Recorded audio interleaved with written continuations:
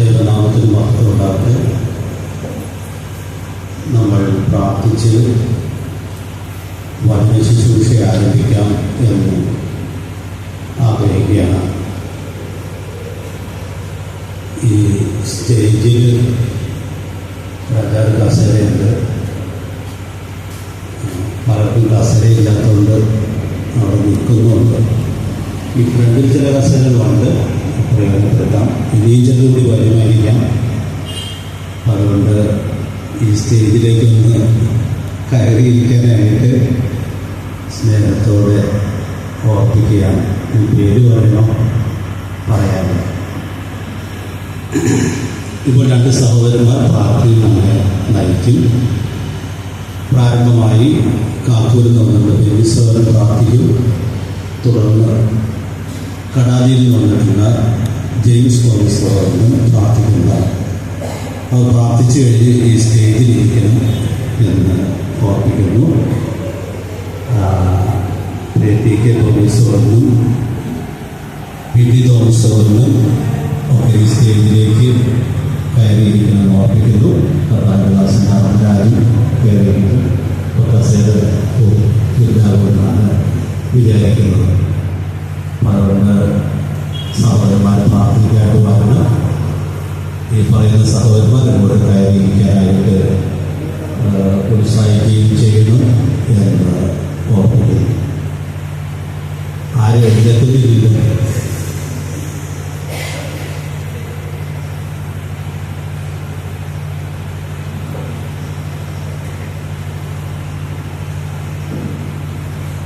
പ്രാർത്ഥിക്കാനുള്ള സഹോദരന്മാർ വരണം. ഇതിൻ്റെ കൂടെ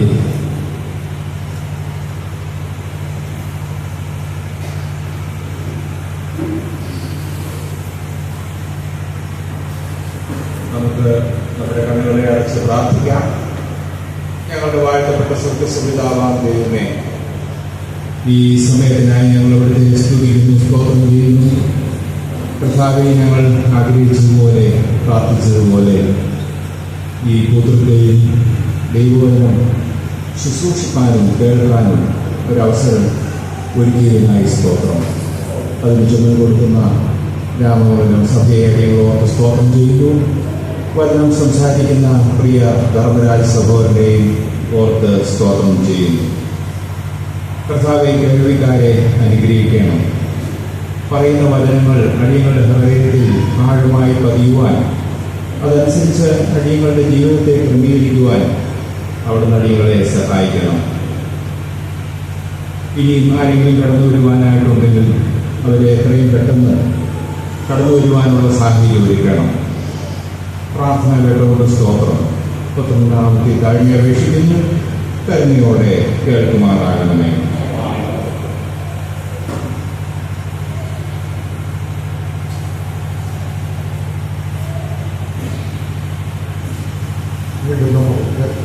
കണ്ണുകളടച്ച് പ്രാർത്ഥിക്കും. ഞങ്ങളുടെ ദൈവനാമായ ദൈവമേ, നന്ദിയോടെ അവയെ സ്തുതിക്കുന്നു, സ്തോത്രം ചെയ്യുന്നു. ഞങ്ങൾ ആഗ്രഹിക്കുകയും പ്രാർത്ഥിക്കുകയും ചെയ്ത പ്രകാരം ഈ ഓഡിറ്റോറിയത്തിൽ കർത്താവിന്റെ മക്കളായിട്ടുള്ള നിങ്ങളെ കൂടി വരുവാൻ ദൈവം ഒരു അവസരങ്ങളെ ഞങ്ങൾക്ക് നൽകിയതാണ്. നിങ്ങളുടെ സ്തോത്രം. കർത്താവെ, കാലാവസ്ഥയൊക്കെ ഇത്രത്തോളം അനുകൂലമാക്കി സഹോദരങ്ങളൊക്കെയും കർത്താവെ കടന്നു വരുവാനായിട്ട് ദൈവം ഇടയാക്കി. ദൈവസ്നേഹത്തിൽ ഞങ്ങളെ കർത്താവെ ദൈവമക്കളാക്കി തീർത്ത പ്രവൃത്തിയായിട്ട് നിങ്ങളുടെ സ്തോത്രം. നിത്യതയിൽ ഞങ്ങളെ കണ്ടിരുന്ന പ്രവൃത്തിയായിട്ട് നിങ്ങളുടെ സ്തോത്രം. സുവിശേഷ വചനം കേട്ട് അനുഗ്രഹിക്കപ്പെട്ട ഒരു ജീവിതത്തിലേക്ക് കടന്നു വരുവാൻ ദൈവം ഞങ്ങളെ ഇടയാക്കിയതിനാൽ നിങ്ങളുടെ സ്തോത്രം. പലർക്കും നിന്നും മനസ്സിലാക്കാതിരിക്കുമ്പോൾ കർത്താവെ, ഞങ്ങൾക്ക് അവിടുത്തെ വചനം വീണ്ടും ഈ ദേശത്ത് ഈ ഓഡിറ്റോറിയത്തിൽ കർത്താവെ ഘോഷിപ്പാനായിട്ട് ദൈവം ഇടയാക്കിയിരിക്കുന്ന വലിയ കൃപയ്ക്കായിട്ട് നന്ദിയോടെ സ്തോത്രം ചെയ്ത് സ്തുതിക്കുന്നു.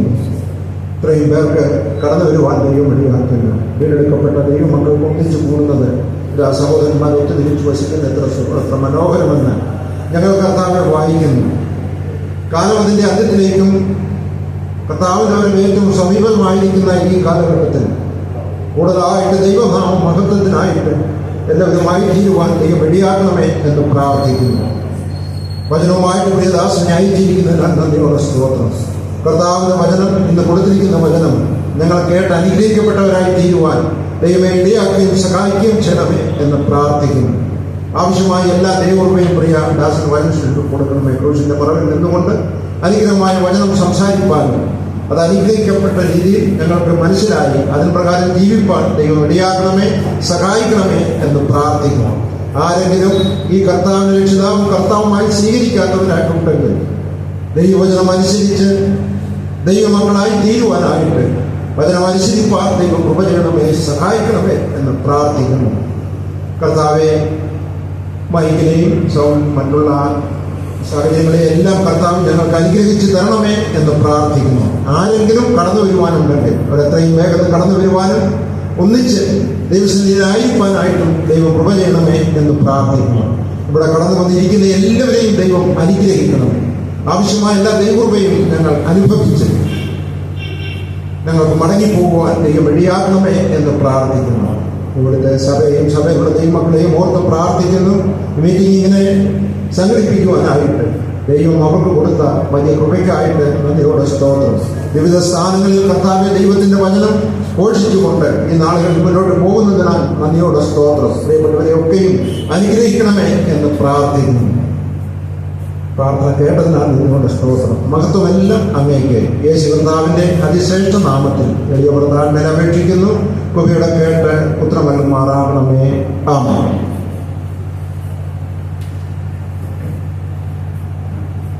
നമ്മുടെ യോഗത്തിൻ്റെ ക്രമീകരണം ഞാൻ പ്രാരംഭത്തിൽ ഓർപ്പിക്കുകയാണ്.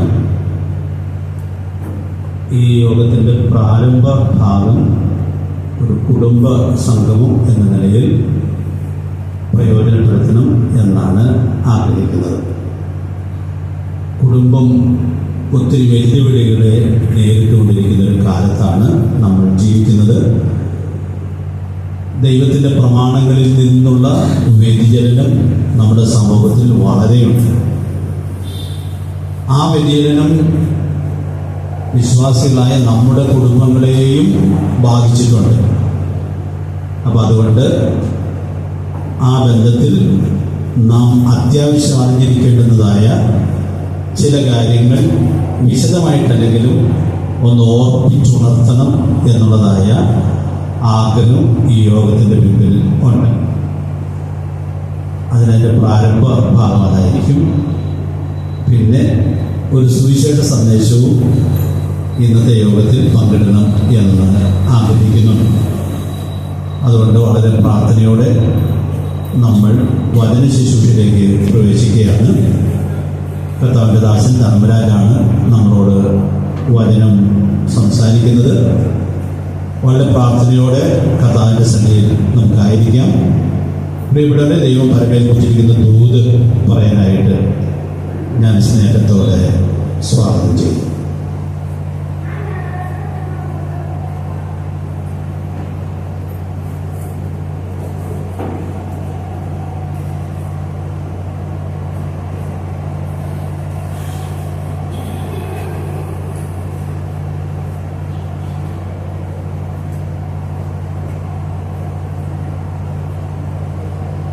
ദൈവനാമത്തിന് മഹത്വം ഉണ്ടാവട്ടെ. കർത്താവായ യേശു ക്രിസ്തുവിന്റെ നാമത്തിൽ എല്ലാവർക്കും വന്ദനം അറിയിക്കും. ഇവിടെ എന്നെ മീറ്റിംഗിൽ വിളിച്ചപ്പോൾ പ്രത്യേകം പറഞ്ഞു, കുടുംബയോഗത്തിനുള്ള ഒരു മെസ്സേജാണ് നൽകേണ്ടത്. ഞാനിന്നിവിടെ ഇരിക്കുമ്പോൾ ചിന്തിക്കുകയായിരുന്നു, എൻ്റെ 14-ാമത്തെ വയസ്സിൽ ഒരു കുടുംബ ജീവിതം വേണ്ട എന്ന് മനസ്സിൽ കുറിച്ചിട്ടയാളാണ് ഞാൻ. അതിനുള്ള കാരണം വേറൊന്നുമല്ല, വളരെ മോശമായ സാഹചര്യത്തിലുള്ള ഒരു കുടുംബത്തിലാണ് ഞാൻ ജനിച്ചത്. എൻ്റെ അപ്പനും അമ്മയും വഴക്ക് കൂടുന്നതും തല്ലു കൂടുന്നതും മോശമായ വാക്കുകൾ പറയുന്നതും ഒക്കെ കണ്ട് കട്ടിനടിയിൽ ഒളിച്ച ഒരു ബാല്യകാലം എനിക്കുണ്ടായിരുന്നു. അന്ന് കണ്ണുനീരോടുകൂടി കൗമാരപ്രായത്തിൽ ഞാൻ തീരുമാനിച്ചു, എനിക്കൊരു കുടുംബജീവിതം വേണ്ട. എന്നാൽ കൃപയാൽ ദൈവം 10ാം ക്ലാസ്സിൽ ഞാൻ പഠിക്കുമ്പോൾ ഞാൻ രക്ഷിക്കപ്പെട്ടു. കർത്താവിനെ അറിയാനിടയായി. അവന്റെ വചനം വായിച്ചു. അതിനുശേഷം കർത്താവിന്റെ മകനായി മാറി. എൻ്റെ അപ്പനും അമ്മയും ഒക്കെ ദൈവത്തിന്റെ മക്കളായിട്ട് മാറി. അതിനുശേഷം ആത്മാർത്ഥമായി ആഗ്രഹിച്ചു ഒരു കുടുംബം വേണം.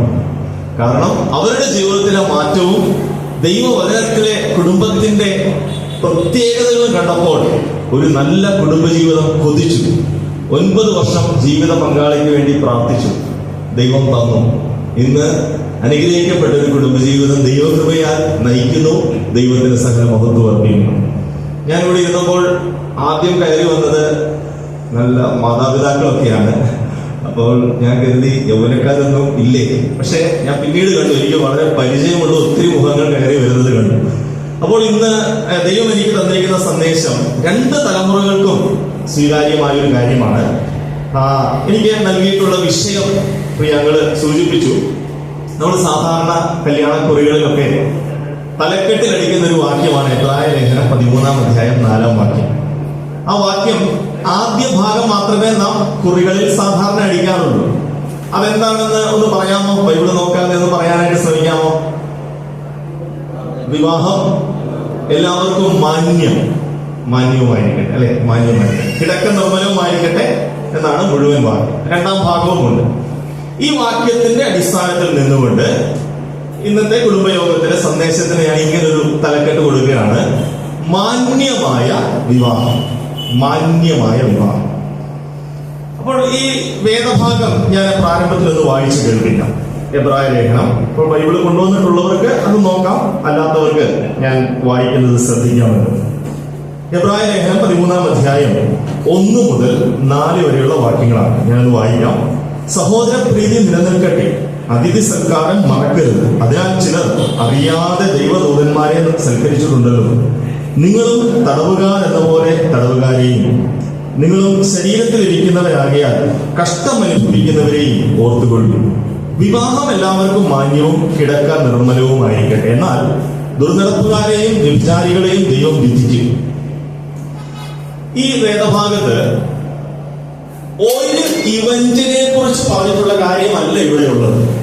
ഒരു ഇവന്റ് എന്ന് ഉദ്ദേശിച്ചാൽ സാധാരണഗതിയിൽ ചിന്തിക്കാൻ ഒരു സാധ്യതയുണ്ട്. വിവാഹം മാന്യമായിരിക്കട്ടെ എന്ന് പറയുമ്പോൾ ആ വിവാഹ ശുശ്രൂഷ, അല്ലെങ്കിൽ ഇപ്പം എന്റെ വിവാഹം ഇന്നേ ദിവസം 10 മണിക്കാണെങ്കിൽ ആ 10 മണിക്ക് നടക്കുന്ന വിവാഹ ശുശ്രൂഷയെ കുറിച്ച് പറഞ്ഞിട്ടുള്ള കാര്യമല്ല ഇത്. പിന്നെയോ വിവാഹത്തിന് വരെ എത്തുന്ന ആ ജീവിതത്തെ കുറിച്ച് പറഞ്ഞിരിക്കുന്ന കാര്യം. എന്താണ് തെളിവ്? തെളിവെന്ന് പറയുന്നത് ഇവിടെ പറഞ്ഞിട്ടുള്ള വാക്കുകൾ ശ്രദ്ധിക്കാം. സഹോദര പ്രീതി പൊതുവിൽ പറഞ്ഞിരിക്കുന്നതാണ്. അതിഥി സൽക്കാരം, അതൊരു സൽക്കാരത്തെ കുറിച്ചല്ല, പൊതുവിൽ പറഞ്ഞിരിക്കുന്നതാണ്. വിവാഹം 5-ാം വാക്യത്തിൽ പറഞ്ഞിരിക്കുന്നത് നിങ്ങളുടെ നടപ്പ് ദ്രവ്യാഗ്രഹമില്ലാത്തതായി. അപ്പോ നടപ്പ്, ജീവിതചര്യ എന്നർത്ഥം. പിന്നെ പറഞ്ഞിരിക്കുന്ന വിവാഹം, പിന്നെ പറഞ്ഞിരിക്കുന്ന കിടക്ക. അത് കട്ടിൽ എന്നുള്ള ആശയത്തെ അല്ല ഉദ്ദേശിക്കുന്നത്. പിന്നെയോ വിവാഹം കഴിഞ്ഞിട്ടുള്ള ജീവിതത്തെ കുറിച്ചാണ്. അപ്പോൾ വിവാഹം വരെ എത്തുന്ന ജീവിതവും വിവാഹത്തിന് ശേഷമുള്ള ജീവിതത്തെ കുറിച്ചുമാണ് ഇത് പറയുന്നത്. അതുകൊണ്ടാണ് 2-ാം ഭാഗത്ത് പറഞ്ഞിരിക്കുന്ന 2 വാക്കുകൾ ശ്രദ്ധിച്ചോ: ദുർനടപ്പുകാരെയും വ്യഭിചാരികളെയും ദൈവം വിധിക്കും. ഇതും വിവാഹത്തിന് മുമ്പും വിവാഹത്തിന് ശേഷവുമുള്ള പാപങ്ങളെ കുറിച്ച് പറഞ്ഞിരിക്കുന്നതാണ്. അങ്ങനെയാണ് എങ്കിൽ ഇത് വളരെ ഗൗരവമേറിയ കാര്യമാണ്. ഞാൻ വീണ്ടും ഓർമ്മിപ്പിക്കട്ടെ, എന്റെ ജീവിതത്തിൽ നിന്നുള്ള ഉദാഹരണങ്ങളൊക്കെ പ്രസ്താവിച്ചുകൊണ്ട് ഇത് സ്ഥാപിക്കാനായിട്ട് ഞാൻ ഒട്ടും ആഗ്രഹിക്കുന്നില്ല. കാരണം അതിന് ഞാൻ യോഗ്യനല്ല. എന്റെ മാതാപിതാക്കളുടെ മുമ്പുള്ള ജീവിതത്തെ ഒന്നും ഉദാഹരിക്കുവാനായിട്ട് ആഗ്രഹിക്കുന്നു. എന്നാൽ ഇന്നുള്ള ഈ ചിന്ത പൂർണ്ണമായും ദൈവവചനത്തിൽ മാത്രം ആശ്രയിച്ചുകൊണ്ട് പറയുന്നതാണ്. അതുകൊണ്ട് എന്റെ പ്രാർത്ഥന, ഇവിടെ കടന്നു വന്നിരിക്കുന്ന വിവാഹിതരാകാനായിട്ട് പോകുന്ന യുവതി യുവാക്കന്മാർ തീർച്ചയായും ദൈവവചനത്തിന് പ്രാധാന്യം കൊടുത്തുകൊണ്ട് ദൈവം നിങ്ങളെ കുറിച്ച് ഏറ്റവും ആഗ്രഹിക്കുന്ന ഒരു കുടുംബം നിങ്ങൾക്ക് ലഭിക്കുവാൻ ദൈവം ഇടയാക്കട്ടെ. കുടുംബസ്ഥരായിരിക്കുന്നവർ അതിന്റെ മഹത്വം മനസ്സിലാക്കി ജീവിക്കാൻ ഇടയാകട്ടെ. എന്തുകൊണ്ടാണ് വിവാഹം മാന്യമായിരിക്കേണ്ടത്? 3 കാരണങ്ങൾ പെട്ടെന്ന് പറഞ്ഞിട്ട് നമുക്ക് മുമ്പോട്ട് പോകാം. 1, ഇത് സ്ഥാപിതമായത് ദൈവത്താലാണ്. നമ്മളൊരു സാധാരണ ഏതെങ്കിലും ഒരു പ്രസ്ഥാനം അല്ലെങ്കിൽ ഒരു കഥ ഉദ്ഘാടനം ചെയ്യുമ്പോൾ സ്ഥാപിതമായി, എസ്റ്റാബ്ലിഷ്ഡ് ബൈ എന്ന് പറഞ്ഞ ഒരു വർഷം കൊടുക്കും. അത് അതിന്റെ വിശ്വസ്തതയെ കാണിക്കാനാണ്. തൃശ്ശൂരൊക്കെ ഒത്തിരി ചിട്ടി കമ്പനികളൊക്കെ ഉണ്ട്. അപ്പൊ ആ കമ്പനിയുടെ പേര് കൊടുത്തിട്ട് അതിന്റെ വലതുഭാഗത്ത് താഴെ കൊടുക്കും എസ്റ്റാബ്ലിഷ്ഡ് എന്ന് പറഞ്ഞിട്ട് ആ വർഷം കൊടുക്കും. അപ്പൊ 50 വർഷത്തെ വിശ്വസ്ത പാരമ്പര്യം, 60 വർഷത്തെ, 100 വർഷത്തെ എന്നൊക്കെ പറയുമ്പോൾ ആൾക്കാർക്ക് ഒരു മതിപ്പാണ്. കാരണം എന്താ, ഇത്രയും നാള് ഇത് പൊട്ടി പാളിസാകാതെ നിന്നുവെങ്കിൽ അതിന്റെ സ്ഥാപകനും അതുപോലെ അത് നടത്തിക്കൊണ്ട് പോകുന്നവർക്കും എന്തുണ്ട്, ഒരു നല്ല കാഴ്ചപ്പാടുണ്ട് എന്നാണ് അതിന്റെ അർത്ഥം. അപ്പോൾ കുടുംബം എന്ന യൂണിറ്റ് സ്ഥാപിച്ചത് അതിന്റെ സ്ഥാപകന്മാര് മനുഷ്യന്മാരല്ല, അത് ദൈവം സ്ഥാപിച്ചതാണ്. അപ്പോൾ ദൈവം സ്ഥാപിച്ചതായതുകൊണ്ട് ദൈവത്തിന്റെ മാന്യതയാണ് എവിടെ ഉണ്ടായിരിക്കേണ്ടത്? കുടുംബത്തിൽ ഉണ്ടായിരിക്കേണ്ടത്. അപ്പൊ അതുകൊണ്ട് ഞാൻ ഒരു വാക്ക് ചേർത്ത് പറയുകയാണ്. കുടുംബം സ്ഥാപിച്ചത് വിശുദ്ധനായ ദൈവമാണ്. ഞാൻ ആ സ്വഭാവഗുണം മാത്രം ഹൈലൈറ്റ് ചെയ്യുന്നു. വിശുദ്ധനായ ദൈവമാണ് കുടുംബം സ്ഥാപിച്ചതെങ്കിൽ കുടുംബത്തിൽ ആ വിശുദ്ധി നിർബന്ധമായി ഉണ്ടായിരിക്കണമെന്നുള്ളത് ദൈവത്തിന്റെ ഇഷ്ടമാണ്. അശുദ്ധി പാടില്ല.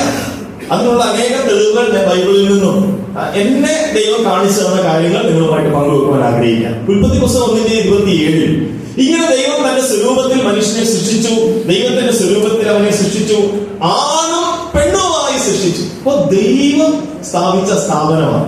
നമ്മൾ ലോകത്തിൽ എത്രയോ സ്ഥാപനങ്ങൾ അറിയാം, പക്ഷെ ദൈവം സൃഷ്ടിയിൽ ആദ്യമായിട്ട് സ്ഥാപിച്ച സ്ഥാപനമാണ് കുടുംബം. എത്ര മനോഹരമാണ്! അപ്പോൾ കുടുംബസ്ഥരായിരിക്കുന്നവർക്കായിട്ട് ഞാൻ ദൈവത്തെ സ്തുതിക്കുന്നു. കാരണം ദൈവം സ്ഥാപിച്ച ഒരു സ്ഥാപനത്തിന്റെ ആ ഒരു പങ്കാളിത്തം നമുക്ക് ലഭിച്ചു. 2, എന്തുകൊണ്ടാണ് വിവാഹം മാന്യമായിരിക്കേണ്ടത്? നമുക്കറിയാം, കർത്താവായ യേശു ക്രിസ്തു ഈ ഭൂമിയിലേക്ക് വന്നപ്പോൾ തന്റെ പരസ്യ ശുശ്രൂഷ കാലയളവിൽ താൻ ആദ്യം തന്റെ മഹത്വം വെളിപ്പെടുത്തുവാനായിട്ട് ഉപയോഗിച്ച സ്ഥലം ഏതാണ്? ഇപ്പോഴൊക്കെ ഞാൻ ചോദിക്കുന്നത് നിങ്ങളെ കുഴപ്പിക്കാൻ വേണ്ടിയിട്ടല്ല, നിങ്ങൾ എന്റെ കൂടെ ചിന്തിക്കുന്നുണ്ട്, സഞ്ചരിക്കുന്നുണ്ട് എന്ന് ബോധ്യം വരാൻ വേണ്ടിയിട്ടാണ്. അപ്പോൾ തന്റെ അടയാളങ്ങളുടെ ആരംഭമായിട്ട് തന്റെ ശുശ്രൂഷ തുടങ്ങിയപ്പോൾ എവിടെയാണ്, ഏത് പശ്ചാത്തലത്തിലാണ് തന്റെ മഹത്വം വെളിപ്പെടുത്തിയത്? ഒരു വിവാഹ വീട്ടിലാണ്. അപ്പോൾ യേശുക്രിസ്തു ക്ഷണിക്കപ്പെട്ട് അവിടെ വന്നു. യേശുക്രിസ്തു ആ വിവാഹത്തിൽ ഉണ്ടായിരുന്നു. വീഞ്ഞു പോരാതെ വന്നു, അത് നാണക്കേടിന് കാരണമാകും എന്നൊക്കെ മനസ്സിലാക്കി കർത്താവ് അതിന്റെ എല്ലാ കാര്യങ്ങളും ക്രമീകരിച്ചു. അപ്പോൾ യേശുക്രിസ്തു വിവാഹത്തെ തീർച്ചയായിട്ടും തന്റെ മഹത്വം വെളിപ്പെടുത്തിയ ഒരു സ്ഥലമാണ്. 3, വിവാഹ നിശ്ചയം കഴിഞ്ഞവരുടെ ജീവിതത്തിൽ പരിശുദ്ധാത്മാവ് ഇടപെട്ട ഒരു സന്ദർഭം ബൈബിളിലുണ്ട്. ഞാനിത് പറയുമ്പോൾ പെട്ടെന്ന് നിങ്ങളുടെ മനസ്സിലോട്ട് വരുന്ന ഏത് കുടുംബത്തെ കുറിച്ചാണ്? കുറച്ച് പറഞ്ഞു. പരിശുദ്ധാത്മാവ് നേരിട്ട് ഇടപെട്ടു. വിവാഹ നിശ്ചയം കഴിഞ്ഞ ഒരു കുടുംബത്തിൽ പരിശുദ്ധാത്മാവ് നേരിട്ട് ഇടപെട്ട ഒരു സന്ദർഭമുണ്ട്. യോസേഫിന്റെയും മറിയയുടെയും ജീവിതത്തിൽ. അവിടെ മറിയോട് എന്ന് പറയുകയാണ്, പരിശുദ്ധാത്മാവിനാൽ ഗർഭിണിയാകും എന്ന് പറയുകയാണ്. അപ്പോൾ ത്രിയേക ദൈവം മാന്യമായിട്ട് കാണുന്ന ഒരു ഇൻസ്റ്റിറ്റ്യൂഷനാണ് കുടുംബം. ആ കുടുംബം നമ്മൾ എത്ര ലാഘവത്തോടെ എടുക്കുന്നോ എന്നറിയില്ല, പക്ഷെ ദൈവം അത് വളരെ സീരിയസ് ആയിട്ട് എടുക്കും.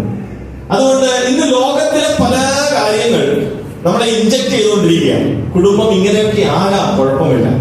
എന്നാൽ നമുക്ക് ദൈവവചനത്തിന്റെ അടിസ്ഥാനത്തിൽ ഒരു വിട്ടുവീഴ്ചയും ചെയ്യുവാൻ ദൈവവചനം അനുവദിക്കുന്നില്ല. ഇനി ഞാൻ ആ വാക്യത്തിലോട്ട് മടങ്ങി വരിക. ഇബ്രായലേഖനം 13-4 വാക്യം.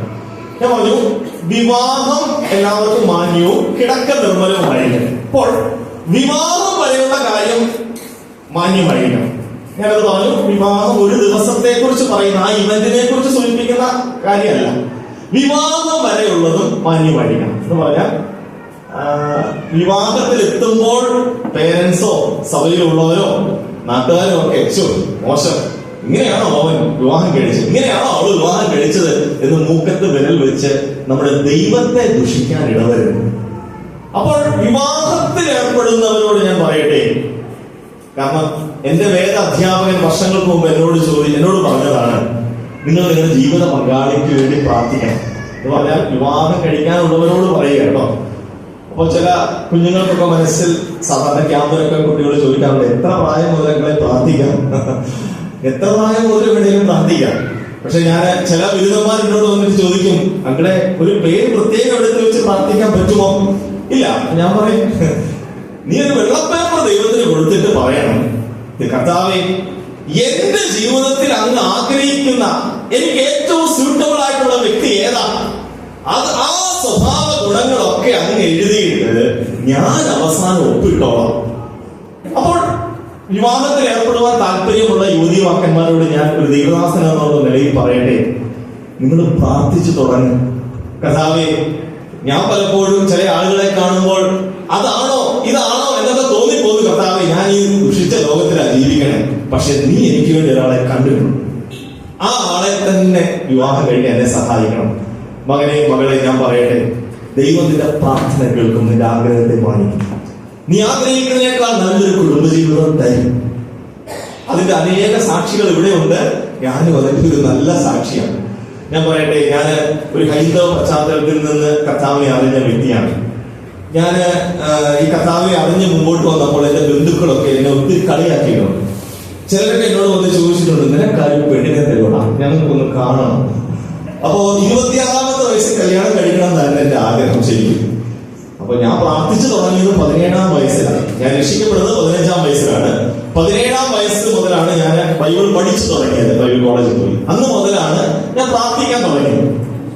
26-ാമത്തെ വയസ്സിൽ കല്യാണം നടക്കുമെന്നൊക്കെ വിചാരിച്ചാ പ്രാർത്ഥിച്ചേ, നടന്നില്ല. 27 നടന്നില്ല.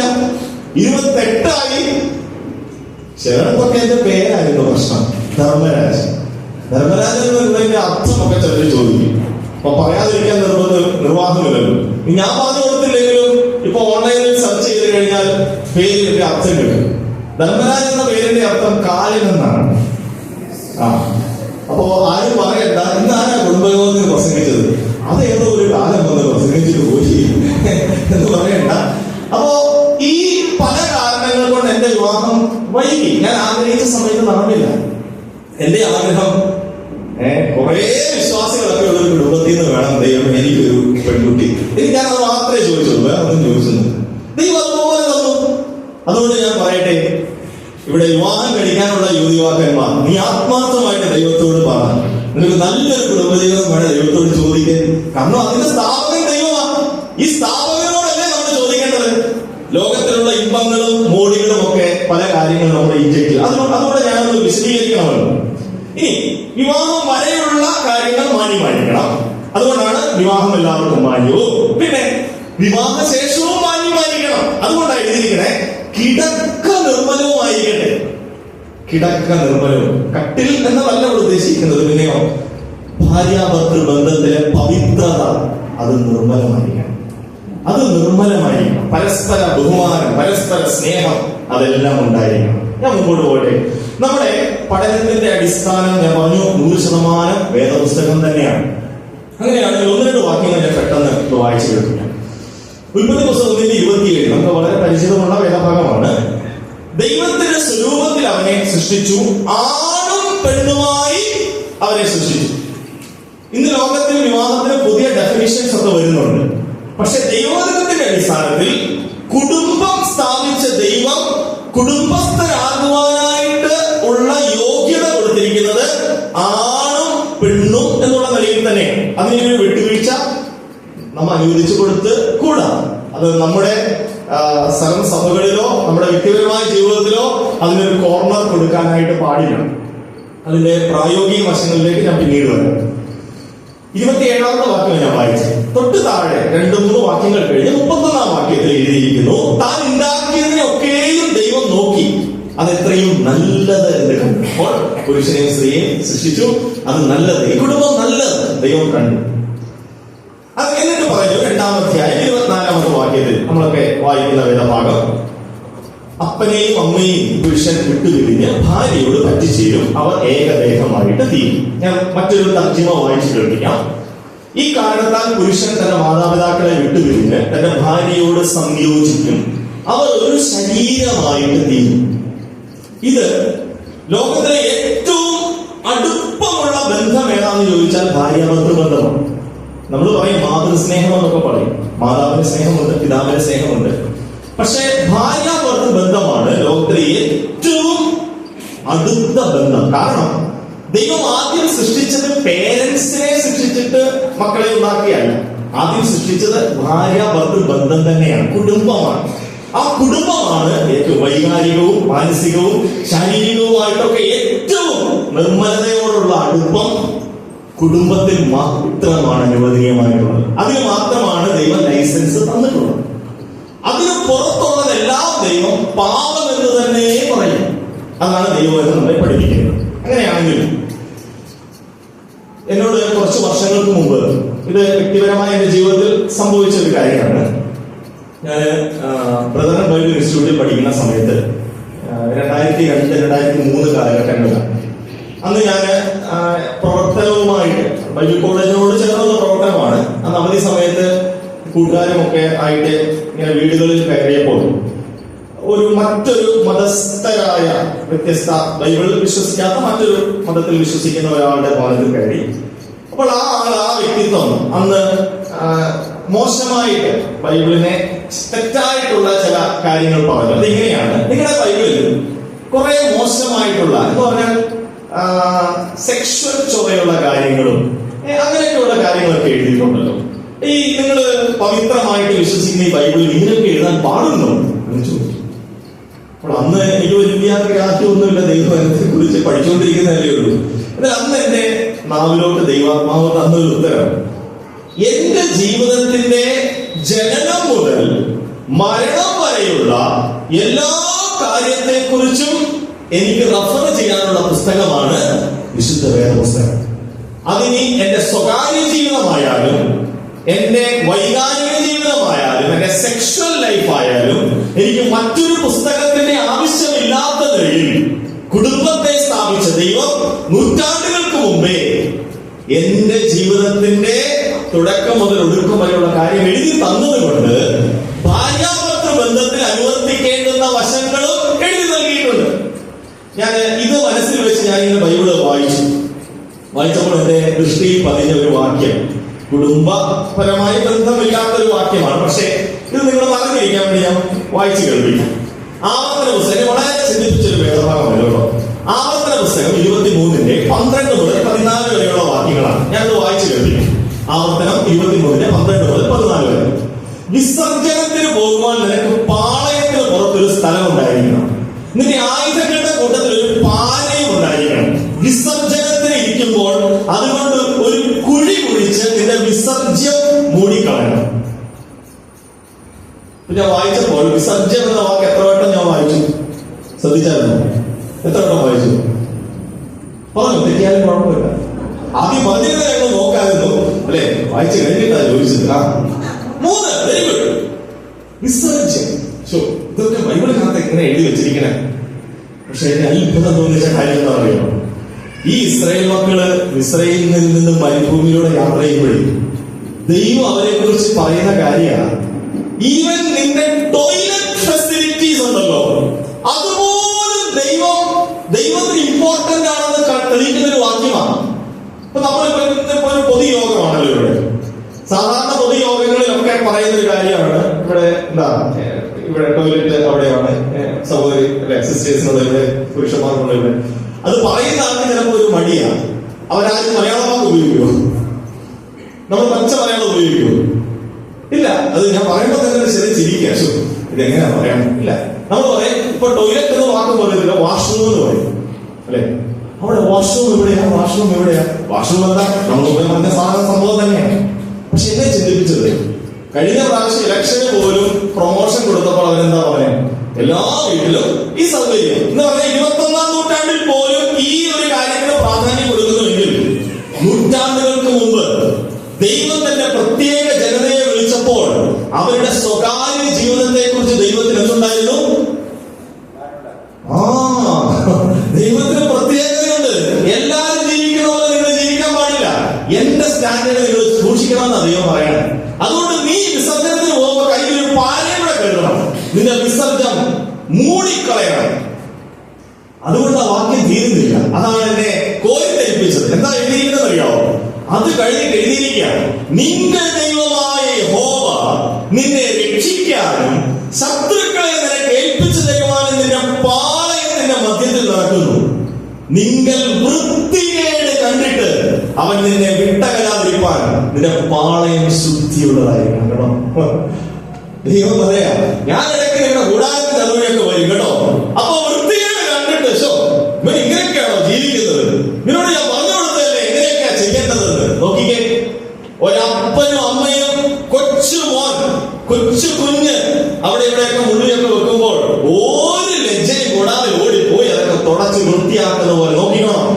പ്രിയപ്പെട്ടവരെ, ഞാൻ പറയട്ടെ, ലോകത്തിൽ ഒരിടത്തും ഇതുപോലെ ഒരു ദൈവത്തെ നമുക്ക് കാണാൻ പറ്റില്ല. നമ്മുടെ സ്വകാര്യ ജീവിതത്തെ പോലും ഇത്രമാത്രം കരുതുന്ന ഒരു ദൈവം. എന്തുകൊണ്ടാണ് ദൈവം ഈ കാര്യങ്ങൾ ഈ പുസ്തകത്തിൽ, വിശുദ്ധ ഗ്രന്ഥത്തിൽ എഴുതി ചേർത്തത്? നമ്മുടെ സ്വകാര്യ ജീവിതത്തെ അത്രയ്ക്ക് ദൈവം സൂക്ഷിക്കുന്നു. അത് അത്രയ്ക്ക് ഇമ്പോർട്ടന്റ് ആയതുകൊണ്ടാണ്. അതുകൊണ്ടാണ് കുടുംബജീവിതത്തെ കുറിച്ച് പറഞ്ഞിട്ടുണ്ട്.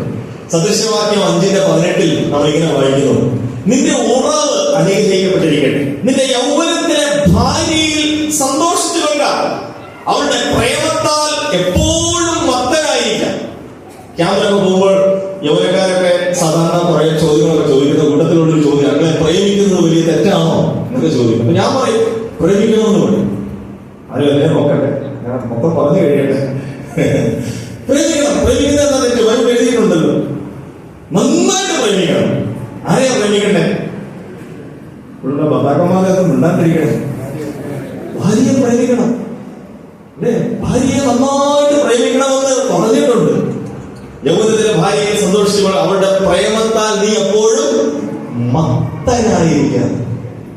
അപ്പൊ ഇവിടെ യൗവനക്കാര് സ്വപ്നം കാണേണ്ടതൊക്കെ, ഞാനൊരു ദിവസം വിവാഹം കഴിക്കും, വിവാഹത്തിന് ഞാൻ വിവാഹം കഴിക്കും, അതിനുശേഷം എന്റെ ഭാര്യയെ, എന്റെ ഭർത്താവിനെ ഞാൻ പ്രേമിക്കും, ഞാൻ ഇങ്ങനെ വിളിക്കും, ഞാൻ ഇങ്ങനെ ചെയ്യും, ഇതാണ് ഇങ്ങനെ ഞാൻ സൂക്ഷിക്കും, ഇങ്ങനെ ഞങ്ങൾ പോകും, ഇങ്ങനെ ഞങ്ങൾ ഓടി നടക്കും, ഇങ്ങനെ ഞങ്ങൾ ബൈക്കിൽ കയറി പോകും. ആ സ്വപ്നങ്ങളാണ് കാണേണ്ടത്. അല്ലാതെ ഇന്ന് ലോകം കാണുന്ന കോളേജിൽ പോകുമ്പോൾ മുതൽ ആ സ്വപ്നം നമുക്ക് വേണ്ട. അത് ദൈവം ആഗ്രഹിക്കുന്നില്ല. അത് നമ്മളെ അശുദ്ധിയിൽ കൊണ്ടുപോകും. കുടുംബം സ്ഥാപിച്ച ദൈവം ഒരു യൗവനക്കാരനെ കുറിച്ച്, യൗവനക്കാരിയെ കുറിച്ച് അങ്ങനെ പ്ലാൻ ചെയ്യുന്നില്ല. അപ്പോ നമുക്ക് മുമ്പോട്ട് പോകാം. നമ്മുടെ സ്വകാര്യതയെ ദൈവം എത്രമാത്രം ശ്രദ്ധിക്കുന്നോ, ഇതേപോലെ നമ്മുടെ സ്വകാര്യതയിൽ കടക്കുവാൻ ആഗ്രഹിക്കുന്ന ഒരാളുണ്ട്. ആരാണ്? പിശാച്. നമ്മുടെ സ്വകാര്യതയിൽ എത്തി നോക്കി കുഴപ്പിക്കുവാനായിട്ട് ശ്രമിക്കുന്ന ഒരാളാണ് പിശാച്. യാക്കോബിന്റെ ലേഖനം 1-ാം അധ്യായം 14-ാമത്തെ വാക്യത്തിൽ ഇങ്ങനെ ഒരു വാക്യം രേഖപ്പെടുത്തിയിട്ടുണ്ട്. നമുക്കൊന്ന് വായിക്കാം. യാക്കോബ് 1:14. ആർക്കെങ്കിലും കിട്ടിയാൽ പെട്ടെന്ന് വായിക്കാം. ഞാൻ പറയാം. ഓരോരുത്തർ പരീക്ഷിക്കപ്പെടുന്നത് സ്വന്തം മോഹത്താൽ ആകർഷിച്ച് വശീകരിക്കപ്പെടുകയാലാകുന്നു.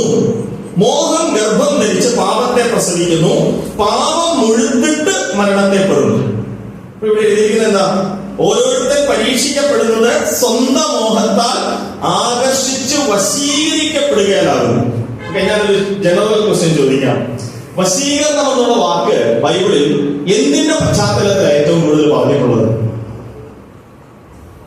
ഒറ്റ വാക്കിൽ ഉത്തരം പറയണം. പാപത്തിന്റെ ജനറലായിട്ടുള്ള ഉത്തരമാണ് കുടുംബജീവിതത്തിൽ. ഓക്കെ, കുറച്ചുകൂടെ ഒന്ന് ക്ലാരിറ്റി പറഞ്ഞ ഉത്തരം.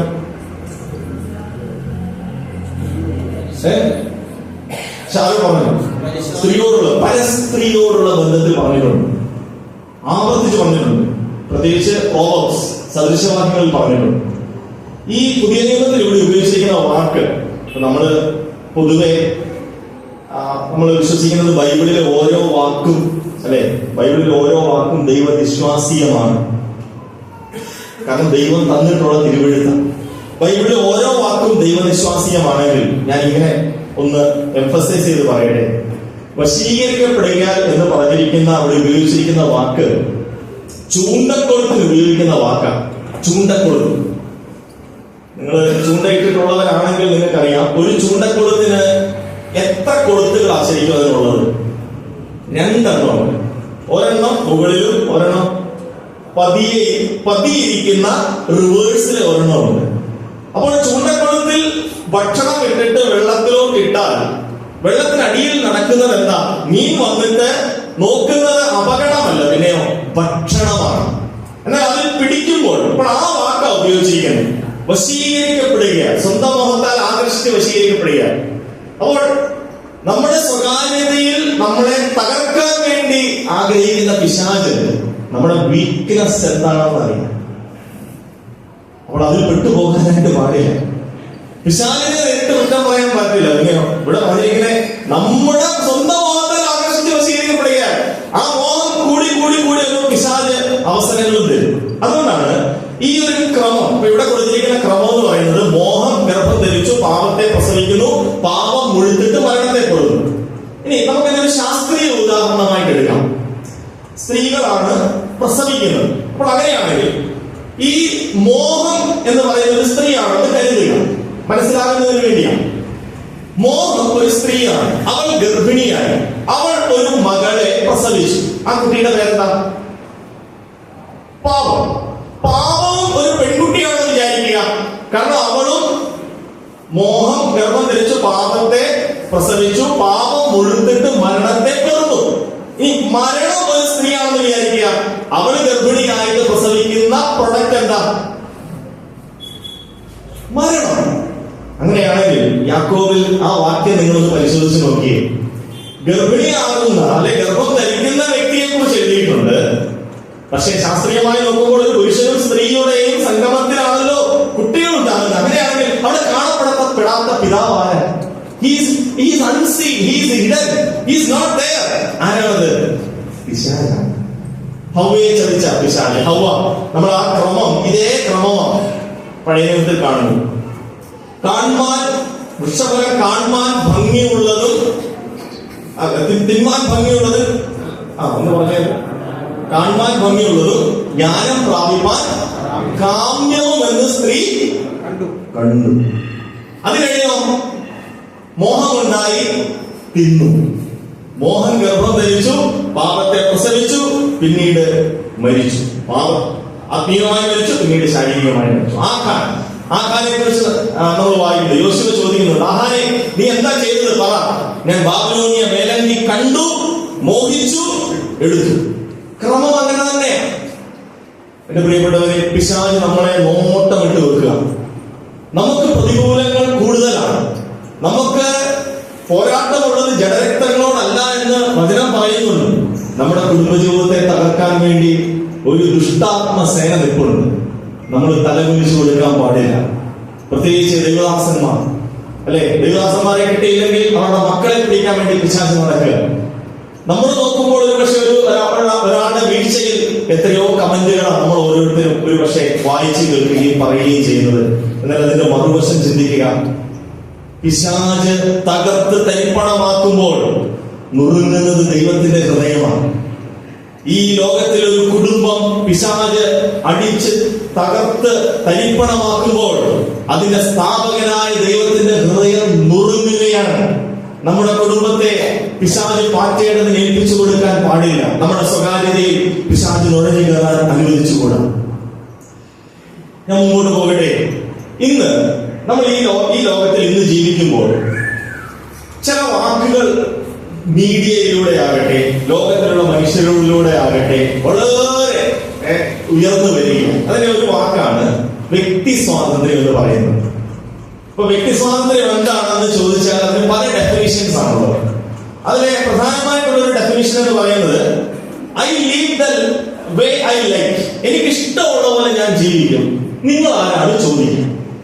ഇത് എന്റെ ലൈഫാണ്, അപ്പൊ എനിക്ക് ഇഷ്ടമുള്ളതുപോലെ ജീവിക്കും. ഇവിടെ ഇരിക്കുന്ന യൗവനക്കാരോട് ഞാൻ പറയട്ടെ, ഒരു പക്ഷെ നിങ്ങൾ പഠിക്കുന്ന കോളേജിൽ ഈ ഒരു സിദ്ധാന്തം എന്ന് പറഞ്ഞാൽ പേഴ്സണൽ ഫ്രീഡം, എന്റെ വ്യക്തി സ്വാതന്ത്ര്യമാണ്, നീ ആരാ ചോദിക്കുക എന്ന് പറയുമ്പോൾ നമ്മൾ മനസ്സിലാക്കേണ്ട ഒരു കാര്യം, ഞാൻ എന്ന വ്യക്തി എനിക്ക് എന്തും തോന്നിയതുപോലെ ജീവിക്കാനുള്ള സ്വാതന്ത്ര്യമല്ല വ്യക്തി സ്വാതന്ത്ര്യം. ആ ഡെഫിനിഷനിലോട്ട് പോകരുത്. കാരണം ബൈബിളിൽ ഒരു വാക്യം മാത്രമേ ഞാൻ വായിച്ചു കേൾപ്പിക്കാം. എക്ലീസിയാസ്റ്റ് സഭാപ്രസംഗി 11:9. യൗവനക്കാരാ, നിന്റെ യൗവനത്തിൽ സന്തോഷിക്കാം, യൗവനകാലത്തിൽ നിന്റെ ഹൃദയം ആനന്ദിക്കട്ടെ, നിനക്ക് ഇഷ്ടമുള്ള വഴികളിലും നിനക്ക് ബോധിച്ചവണ്ണവും നടന്നുകൊള്ളുക. പെർമിഷനാണ്, എങ്ങനെ പൊക്കോ. പക്ഷെ അതുകൊണ്ട് തീരുന്നില്ല. എന്താ അത്? നിന്റെ സ്വാതന്ത്ര്യത്തിൽ നീ ചെയ്തോ, നിനക്ക് ഇഷ്ടമുള്ള പോലെ നീ ചെയ്തു, നിനക്ക് ഇഷ്ടമുള്ള പോലെ നീ ജീവിച്ചു. പക്ഷേ എന്നാൽ തൊട്ട് താഴെ എഴുതിയിട്ടുണ്ട്, എന്താ? ഇവയൊക്കെ നിമിത്തം ദൈവം നിന്നെ ന്യായസ്ഥാനത്തിലേക്ക് വരുത്തും. വരുത്തും എന്ന് പറഞ്ഞതിന്റെ അർത്ഥം എന്താ? സാധാരണ പ്രിൻസിപ്പിൾ അല്ലെ, പ്രിൻസിപ്പിൾ വിളിക്കുമ്പോൾ നമ്മൾ ഓഫീസിൽ ചെല്ലണം, അല്ല പ്രിൻസിപ്പിൾ അങ്ങോട്ട് വരികയല്ല. നമ്മൾ പോകാൻ ഇഷ്ടമില്ലെങ്കിലും നമ്മളെ അവിടെ വരുത്തുമെന്ന് എഴുതിയിരിക്കണം. അതിന്റെ അർത്ഥം എന്താ? വ്യക്തി സ്വാതന്ത്ര്യം എന്നുള്ള വാക്ക് ഉപയോഗിച്ചുകൊണ്ട് എനിക്ക് തോന്നിയതുപോലെ ജീവിക്കാനുള്ള അധികാരം ദൈവം തന്നിട്ടില്ല. അത് പ്രത്യേകം നമ്മൾ സൂക്ഷിക്കേണ്ടത് ആവശ്യമാണ്. ഈ വ്യക്തി സ്വാതന്ത്ര്യത്തിന്റെ പേരിൽ ഇന്ന് ലോകം കാണിച്ചു കൂട്ടുന്ന ചില വേൾഡ് വ്യൂസ് നിങ്ങളുടെ അറിവിലേക്കായിട്ടും വിചിന്തനത്തിനായിട്ട് ഞാനത് പങ്കുവെക്കുക. ഏപ്രിൽ 29, 2010 സുപ്രീം കോടതിയുടെ ഒരു വിധി ഞാനത് ഒന്ന് വായിച്ചു കേൾപ്പിക്കാം. 2 സെന്റൻസേ ഉള്ളൂ, ശ്രദ്ധിച്ചു കേൾക്കണം. 2010 ഏപ്രിൽ 29 സുപ്രീം കോടതിയുടെ ഒരു വിധിയാണ്. വിവാഹത്തിന് മുമ്പുള്ള ലൈംഗികത നിയമാനുസൃതമായ കുറ്റമല്ലെന്നും അഭിപ്രായ സ്വാതന്ത്ര്യത്തെ ഹനിക്കുന്ന തരത്തിലുള്ള ജനപ്രീതിയില്ലാത്ത കാഴ്ചപ്പാടുകൾ എന്ന് പറഞ്ഞാൽ ഒത്തിരി പേർക്ക് പറഞ്ഞാൽ എനിക്കത് ഇഷ്ടമല്ല, എന്നാലും അവര് വേണേ അങ്ങനെ ജീവിച്ചോട്ടെ. ജനപ്രീതിയില്ലാത്ത കാഴ്ചപ്പാടുകൾ പ്രകടിപ്പിക്കുന്ന വ്യക്തികളെ ക്രിമിനൽ നിയമത്തിന് ശിക്ഷിക്കാനാവില്ലെന്നും സുപ്രീം കോടതി വ്യക്തമാക്കി. എന്ത് മനസ്സിലായി? നമ്മൾ വസിക്കുന്ന ദേശത്തിലെ ഇതൊക്കെ രാജ്യത്തിന്റെ നിയമമാണ്. ഈ രാജ്യത്തിന്റെ നിയമത്തിൽ പറയുന്നു വിവാഹത്തിന് മുമ്പുള്ള ശാരീരികമായിട്ടുള്ള ബന്ധങ്ങളൊക്കെ കുറ്റകരമായിട്ട് എടുക്കാൻ പറ്റില്ല. നമ്മൾ അധിവസിക്കുന്ന ഈ ദേശത്ത് ഇങ്ങനൊരു നിയമം പ്രാബല്യത്തിൽ 2010 മുതലുണ്ടെങ്കിൽ എന്റെ നിയമം അനുശാസിക്കുന്നത് ഞാൻ ആ നിയമത്തിന് ഉള്ള അവനാണോ? ഇന്ത്യ മഹാരാജ്യത്തുള്ളതാണ് ശരിയാണ്, പക്ഷേ എന്റെ നിയമം കുടുംബം സ്ഥാപിച്ചവൻ എഴുതി വെച്ചിട്ടുണ്ട്. ഈ ഒരു കാര്യത്തിന്റെ അടിസ്ഥാനത്തിൽ എന്റെ ഒബ്സർവേഷനിൽ ഞാൻ കണ്ട ഇന്നത്തെ പുതിയ കുടുംബത്തിന്റെ ആശയങ്ങൾ എന്തെല്ലാമാണെന്ന് ഞാനത് പറയാം. ഒന്ന്, സോളോഗമി എന്ന് പറയുന്ന ഒരു ആശയം. പഠിപ്പിക്കുന്ന യൗവനക്കാര് തൃപ്തി എന്ന് പറഞ്ഞൊരു പെൺകുട്ടിയെ കുറിച്ച് വായിച്ചായിരുന്നോ? ഗുജറാത്തിലുള്ള ആരെങ്കിലും? എനിവൺ? തൃപ്തി ഇല്ല. അവൾ സ്വയം വിവാഹിതയായി, കുറച്ച് വർഷങ്ങൾക്ക് മുമ്പാണ് സ്വയം വിവാഹിതയായി. അപ്പൊ അവളുടെ ആശയം എന്ന് പറയുന്നത് എനിക്ക് കുടുംബജീവിതം വേണം, പക്ഷെ ഒരു ഭർത്താവിനെ കീഴ്പ്പെട്ടിരിക്കാനൊന്നും എനിക്ക് മനസ്സില്ല. അതുകൊണ്ട് അവൾ സ്വയം വിവാഹിതയായി. ഭർത്താവ് അവൾ തന്നെ, ഭാര്യയും അവൾ തന്നെ. ആദ്യമായിട്ട് ഇന്ത്യയിൽ സോളോഗമി എന്നുള്ള ഒരു പ്രത്യേകത ആ പെൺകുട്ടി കരസ്ഥമാക്കിയിട്ടുണ്ട്. പക്ഷേ അവളെ സപ്പോർട്ട് ചെയ്തിട്ട് ഒത്തിരി പേരുണ്ട്. അവളും ഹണിമൂണിന് പോയി, ഇൻസ്റ്റാഗ്രാമിലൊക്കെ പോസ്റ്റ് ചെയ്തു. കുറെ പേര് സപ്പോർട്ടും ക്ലാപ്പുമായിട്ട് എത്തി. ചില ആളുകളൊക്കെ വിമർശിച്ചു. ഞാൻ ചോദിക്കട്ടെ, ഇത് ലോകം എന്ന് പ്രസന്റ് ചെയ്യുന്ന ഒരു കാര്യമാണ് സോളോഗമി. വ്യക്തി സ്വാതന്ത്ര്യം, അതൊക്കെ ഇഷ്ടമല്ലേ? നിങ്ങൾ ആരാ ചോദ്യം ചെയ്യാൻ? വ്യക്തി സ്വാതന്ത്ര്യത്തിന്റെ ഒരു വഴി. രണ്ട്, പോളിഗമി. പോളിഗമി എന്ന് പറയുമ്പോൾ അത് പണ്ട് മുതലേ ഉണ്ട്. ബൈബിളിൽ ആദ്യത്തെ പോളിഗാമിസ്റ്റ് ആരാ? ബഹുഭാര്യാത്വം. രാമൻ ബഹുഭാര്യാത്വം, ഒന്നിലധികം ഭാര്യമാർ. അപ്പോ ഈ ഒന്നിലധികം ഭാര്യമാരെന്ന് പറയുമ്പോൾ ഇന്ന് ചില പ്രത്യേകമായ വിവാഹത്തിനിടയിൽ അങ്ങനെയുണ്ട്. എന്നാൽ ഇതൊരു ഓക്കെ ആണെന്നുള്ള നിലയിൽ ചിന്തിക്കുന്നവരുണ്ട്. ഒന്നിലധികം ഭാര്യമാർ കുഴപ്പമാണോ? കുഴപ്പമില്ല, അങ്ങനെ പോകുന്നവരുണ്ട്. ഇപ്പൊ ബൈബിളിൽ തന്നെ അബ്രഹാമിന് ബഹുഭാര്യാത്വമുണ്ട്, ശലോമോന് ഇഷ്ടംപോലെ ഭാര്യമാരുണ്ട്. ചിലര് ചോദിച്ചിട്ടുണ്ട്, യൗവനക്കാരായിട്ടുള്ള കുഞ്ഞുങ്ങളായിട്ടുള്ളവർ ചോദിച്ചിട്ടുണ്ട്, അങ്ങനെ അബ്രഹാം ഭക്തനല്ലായിരുന്നു, അദ്ദേഹത്തിന് ബഹുഭാര്യാത്വം ഉണ്ടല്ലോ, അപ്പൊ എന്താ കുഴപ്പം? അവിടെ നമ്മൾ ചിന്തിക്കേണ്ടുന്ന കാര്യം, അബ്രഹാമോ ശലോമോനോ ദാവീദോ എല്ലാം നമ്മളെ പോലെയുള്ള സാധാരണ മനുഷ്യന്മാരാണ്. അവരുടെ ജീവിതത്തിൽ നല്ല ഗുണങ്ങൾ ഉണ്ട്. എന്നാൽ എല്ലാ കാര്യങ്ങളും അതേപടി അഡോപ്റ്റ് ചെയ്യാനായിട്ട് നമുക്ക് സാധിക്കില്ല. അവർ മനുഷ്യന്മാരാണ്. അവർ ചെയ്ത എല്ലാ കുറ്റകൃത്യങ്ങളും ശരിവെക്കുവാനായിട്ട് സാധ്യമല്ല. ദൈവം അതിന് ശരി വെച്ചിട്ടില്ല. അപ്പൊ പോളിഗമിയും ദൈവം അനുസൃതമായിട്ട് പറഞ്ഞിട്ടുള്ളൊരു കാര്യമാണ്. മൂന്ന്, കുറച്ച് വർഷങ്ങൾക്ക് മുമ്പ് വന്നൊരു കാര്യമാണ് ലിവിങ് ടുഗദർ.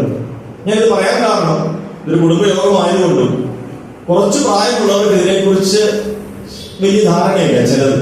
അപ്പൊ അത് അറിഞ്ഞിരിക്കുവാൻ വേണ്ടി യൗവനക്കാരോടുള്ള ബന്ധത്തിൽ അതിന്റെ ബുദ്ധിമുട്ട്, അതിന്റെ തെറ്റെന്താണെന്ന് ബോധ്യപ്പെടുത്താനുമാണ് ഇത് പറയുന്നത്. ലിവിങ് ടുഗദർ ആശയം എന്ന് പറയുന്നത് അതിനകത്ത് ഉടമ്പടി ഒന്നുമില്ല. ഇഷ്ടമുള്ള സമയത്ത് പോകാം, യാതൊരു വിധമായ ഉത്തരവാദിത്തങ്ങളുമില്ല, ഫ്രീ ബേർഡ്സ് ആയിട്ട് പോകാം. നീ എന്തിന് താമസിച്ചു വന്നു എന്നൊരു ചോദ്യം വരുന്നില്ല. അപ്പോൾ അവിടെ അബൈഡിങ് റൂൾസ് ഒന്നുമില്ല. ഇഷ്ടമുള്ളപ്പോ പോകാം, ഇഷ്ടമുള്ളപ്പോ വരാം. ലിവിങ് ടുഗദർ ഇന്ന് അതിന് ഒത്തിരി എന്താണ് അക്സെപ്റ്റൻസ് ആണ് കിട്ടിയിട്ടുള്ളത്. അനേക ആളുകൾ അങ്ങനെ ജീവിക്കുന്നവരുണ്ട്. മൂന്നാമത്തതാണ് ഇപ്പോൾ നമ്മൾ അഭിമുഖീകരിക്കാൻ പോകുന്ന വലിയൊരു പ്രശ്നം. അത് സെയിം സെക്സ് മാരേജ് ആണ്. പുരുഷന്മാർ തമ്മിലുള്ള വിവാഹം, സ്ത്രീകൾ തമ്മിലുള്ള വിവാഹം. ഞാൻ പറയട്ടെ, ഇങ്ങനെയുള്ള സ്വവർഗ വിവാഹങ്ങൾ അനേക ലോകരാഷ്ട്രങ്ങൾ അംഗീകരിച്ചു. കുറച്ച് മാസങ്ങൾക്ക് മുമ്പാണ് അമേരിക്കയിൽ വെച്ച് മലയാളിയായ ഒരു യുവാവിന്റെ വിവാഹം മറ്റൊരു യുവാവുമായി ആശീർവദിക്കപ്പെട്ടു എന്ന വാർത്ത പത്രത്തിൽ വന്നത്. നിങ്ങളത് വായിച്ചു എന്നാണ് ഞാൻ കരുതുന്നത്. വിവാഹം ആശീർവദിക്കപ്പെട്ടു. എന്തായാലും അർത്ഥം പള്ളിയിൽ വെച്ചാണ് എന്ത് നടന്നത്? ആ വിവാഹം നടന്നത്. അതിനെയും ഹോളി മാട്രിമണി എന്നാണ് അവർ വിശേഷിപ്പിച്ചത്. ബൈബിളിൽ അതിന് യാതൊരു വിധമായ സപ്പോർട്ടും ഈ കുടുംബം സ്ഥാപിച്ച ദൈവം അനുവദിക്കുന്നില്ല. അതുകൊണ്ടാണ് ഞാൻ ആദ്യം വാക്യം വായിച്ച് കേൾപ്പിച്ചത്. അവരെ ആണും പെണ്ണുമായി സൃഷ്ടിച്ചു. പുരുഷന്മാർ തമ്മിലുള്ള വിവാഹം കുറച്ച് എനിക്കൊന്ന് കഴിഞ്ഞ വർഷമാണ് സുപ്രീം കോടതി വിധിച്ചു ഇത് നിയമാനുസൃതമായിട്ട് വിവാഹം അനുവദിക്കാൻ സാധ്യമല്ല. അതിന്റെ പിറ്റേ ദിവസം സുപ്രീം കോടതിയുടെ മുമ്പിൽ തന്നെ 2 ആണുങ്ങൾ മോതിരം കൈമാറി. അതും വാർത്താ പ്രാധാന്യം നേടി. എന്നിട്ട് അവര് ചാനലിനോട് പറഞ്ഞത് ഇങ്ങനെയാണ്: ഞങ്ങൾ ഇന്നും തോറ്റു, പക്ഷെ ഒരു ദിവസം ഞങ്ങള് ജയിക്കും. ഞാനിങ്ങനെ ചോദിക്കട്ടെ, ഇന്നേക്ക് 5 വർഷം കഴിയുമ്പോൾ, ഞാൻ പ്രവാചകനൊന്നുമല്ല, പക്ഷെ ഇത് നമുക്ക് ഇവിടെ വരാൻ വലിയ സമയമൊന്നും എടുക്കുകയല്ല. കാരണം അവർക്ക് ഒത്തിരി ഹൈപ്പ് കിട്ടിക്കൊണ്ടിരിക്കുകയാണ്. ഒരേപോലെയുള്ള വിവാഹം കഴിക്കാം. കാരണം ഇന്ന് അങ്ങനെ ജീവിക്കുന്ന കുടുംബങ്ങളുണ്ട്, ഇഷ്ടം പോലെ ആൾക്കാരുണ്ട്. 2 പെൺകുട്ടികൾ 2 ആൺകുട്ടികൾ തമ്മിൽ താമസിക്കുന്ന, നിയമാനുസൃതം അല്ലെങ്കിലും അങ്ങനെ താമസിക്കുന്നവരുണ്ട്. ഇത് 5 വർഷത്തിനുള്ളിൽ നിയമമായാൽ ഇല്ല, വിവാഹം പെർമിറ്റ് ചെയ്ത് കൊടുത്തിട്ടില്ല. വിവാഹിതരാകാമെന്നുള്ള റൂള് ഇതുവരെ കൊടുത്തിട്ടില്ല. എന്ന് പറഞ്ഞാൽ അവര് താമസിക്കുന്നത് കുറ്റകരമല്ല. അതാണ് ഞാൻ മുമ്പ് വായിച്ചു കേൾപ്പിച്ചത്. ഒരുമിച്ച് താമസിക്കാം, അവരെ പിടിച്ചുകൊണ്ട് പോയി ജയിലിടാൻ പറ്റുക. പക്ഷേ അതിപ്പോൾ ഒരു വിവാഹ രേഖയായിട്ട് ഡോക്യുമെന്റ് ചെയ്യാനുള്ള നിയമം പാസ്സാക്കിയിട്ടില്ല. ഇനി അത് പാസ്സാക്കിയാലോ? അല്ലെ, നമ്മുടെ കുഞ്ഞുങ്ങളോട് നമുക്ക് പ്രാർത്ഥിക്കാം, ധാരാളമായിട്ട് പ്രാർത്ഥിക്കാം. ഞാൻ യൗവനക്കാരുടെ ഇടയിൽ, കുഞ്ഞുങ്ങളുടെ ഇടയിൽ കുറെ വർഷങ്ങളായിട്ട് പ്രവർത്തിക്കുന്ന ഒരു ദേവദാസനാണ്. നമ്മുടെ മധ്യത്തിലുള്ള അനേക കുഞ്ഞുങ്ങൾ തുറന്നു പറഞ്ഞിട്ടുണ്ട്, uncle I feel I am bisexual എന്ന് പറഞ്ഞാൽ ഒരു പുരുഷനോടോ സ്ത്രീയോടോ ഒരേ സമയത്ത് എനിക്ക് ഓരോരുത്തരോടും ഒരേ വികാരമാണ് ഉണ്ടാവുന്നത്. ഈ നാളുകളിൽ അവരുടെ പ്രശ്നങ്ങളെ നമ്മൾ മനസ്സിലാക്കാൻ ശ്രമിക്കണം, അവരോട് ഇരുന്ന് സംസാരിക്കാൻ ശ്രമിക്കണം. യൗവനക്കാരെ ഒരിക്കലും അടച്ചു കെട്ടി താഴ്ത്തി നീ കൊള്ളരുതാത്തവനാണ്, അല്ലെ നീ മോശമാണ്, പാടില്ല. അവർ പഠിക്കുന്ന കോളേജിൽ അവരേർപ്പെടുന്ന ചലഞ്ച് എന്ന് പറയുന്നത് നമ്മൾ കോളേജിൽ പഠിച്ച കാലത്തേക്കാട്ടിലും പല മടങ്ങ് കൂടുതലാണ്. നമ്മളത് അറിയില്ല. ഒരു പക്ഷേ അവരുടെ പ്രഷർ ഭയങ്കരമാണ്.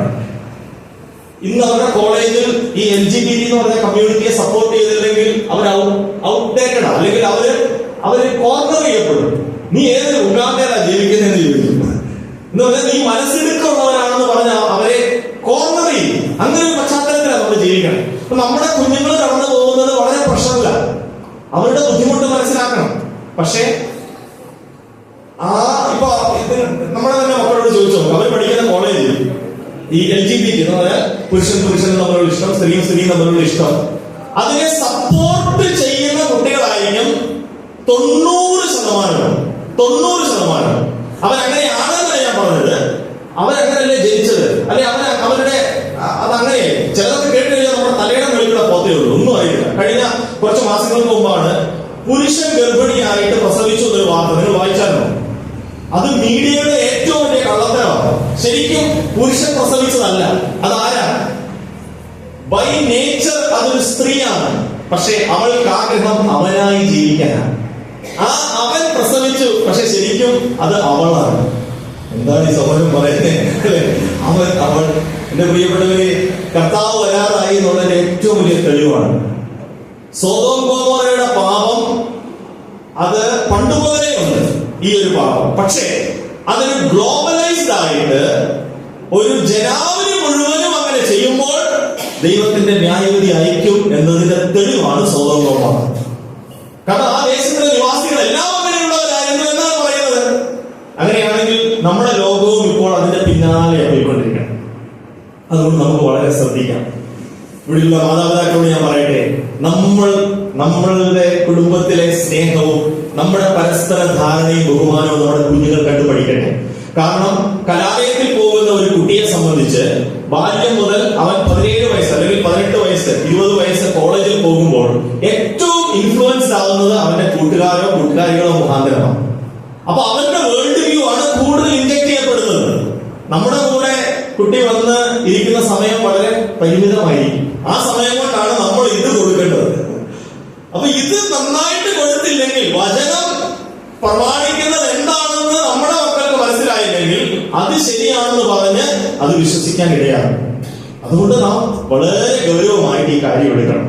കുടുംബം സ്ഥാപിച്ച ദൈവം ഈ കാര്യങ്ങളൊന്നും അനുവദിക്കുന്നില്ല. പിന്നെ ഒരു പുതിയ സംഭവമാണ് ട്രയാങ്കിൾ കപ്പിൾ. ട്രയാങ്കിൾ കപ്പിൾ എന്ന ആശയം ഇപ്പോൾ വളരെ പ്രചാരം നേടി.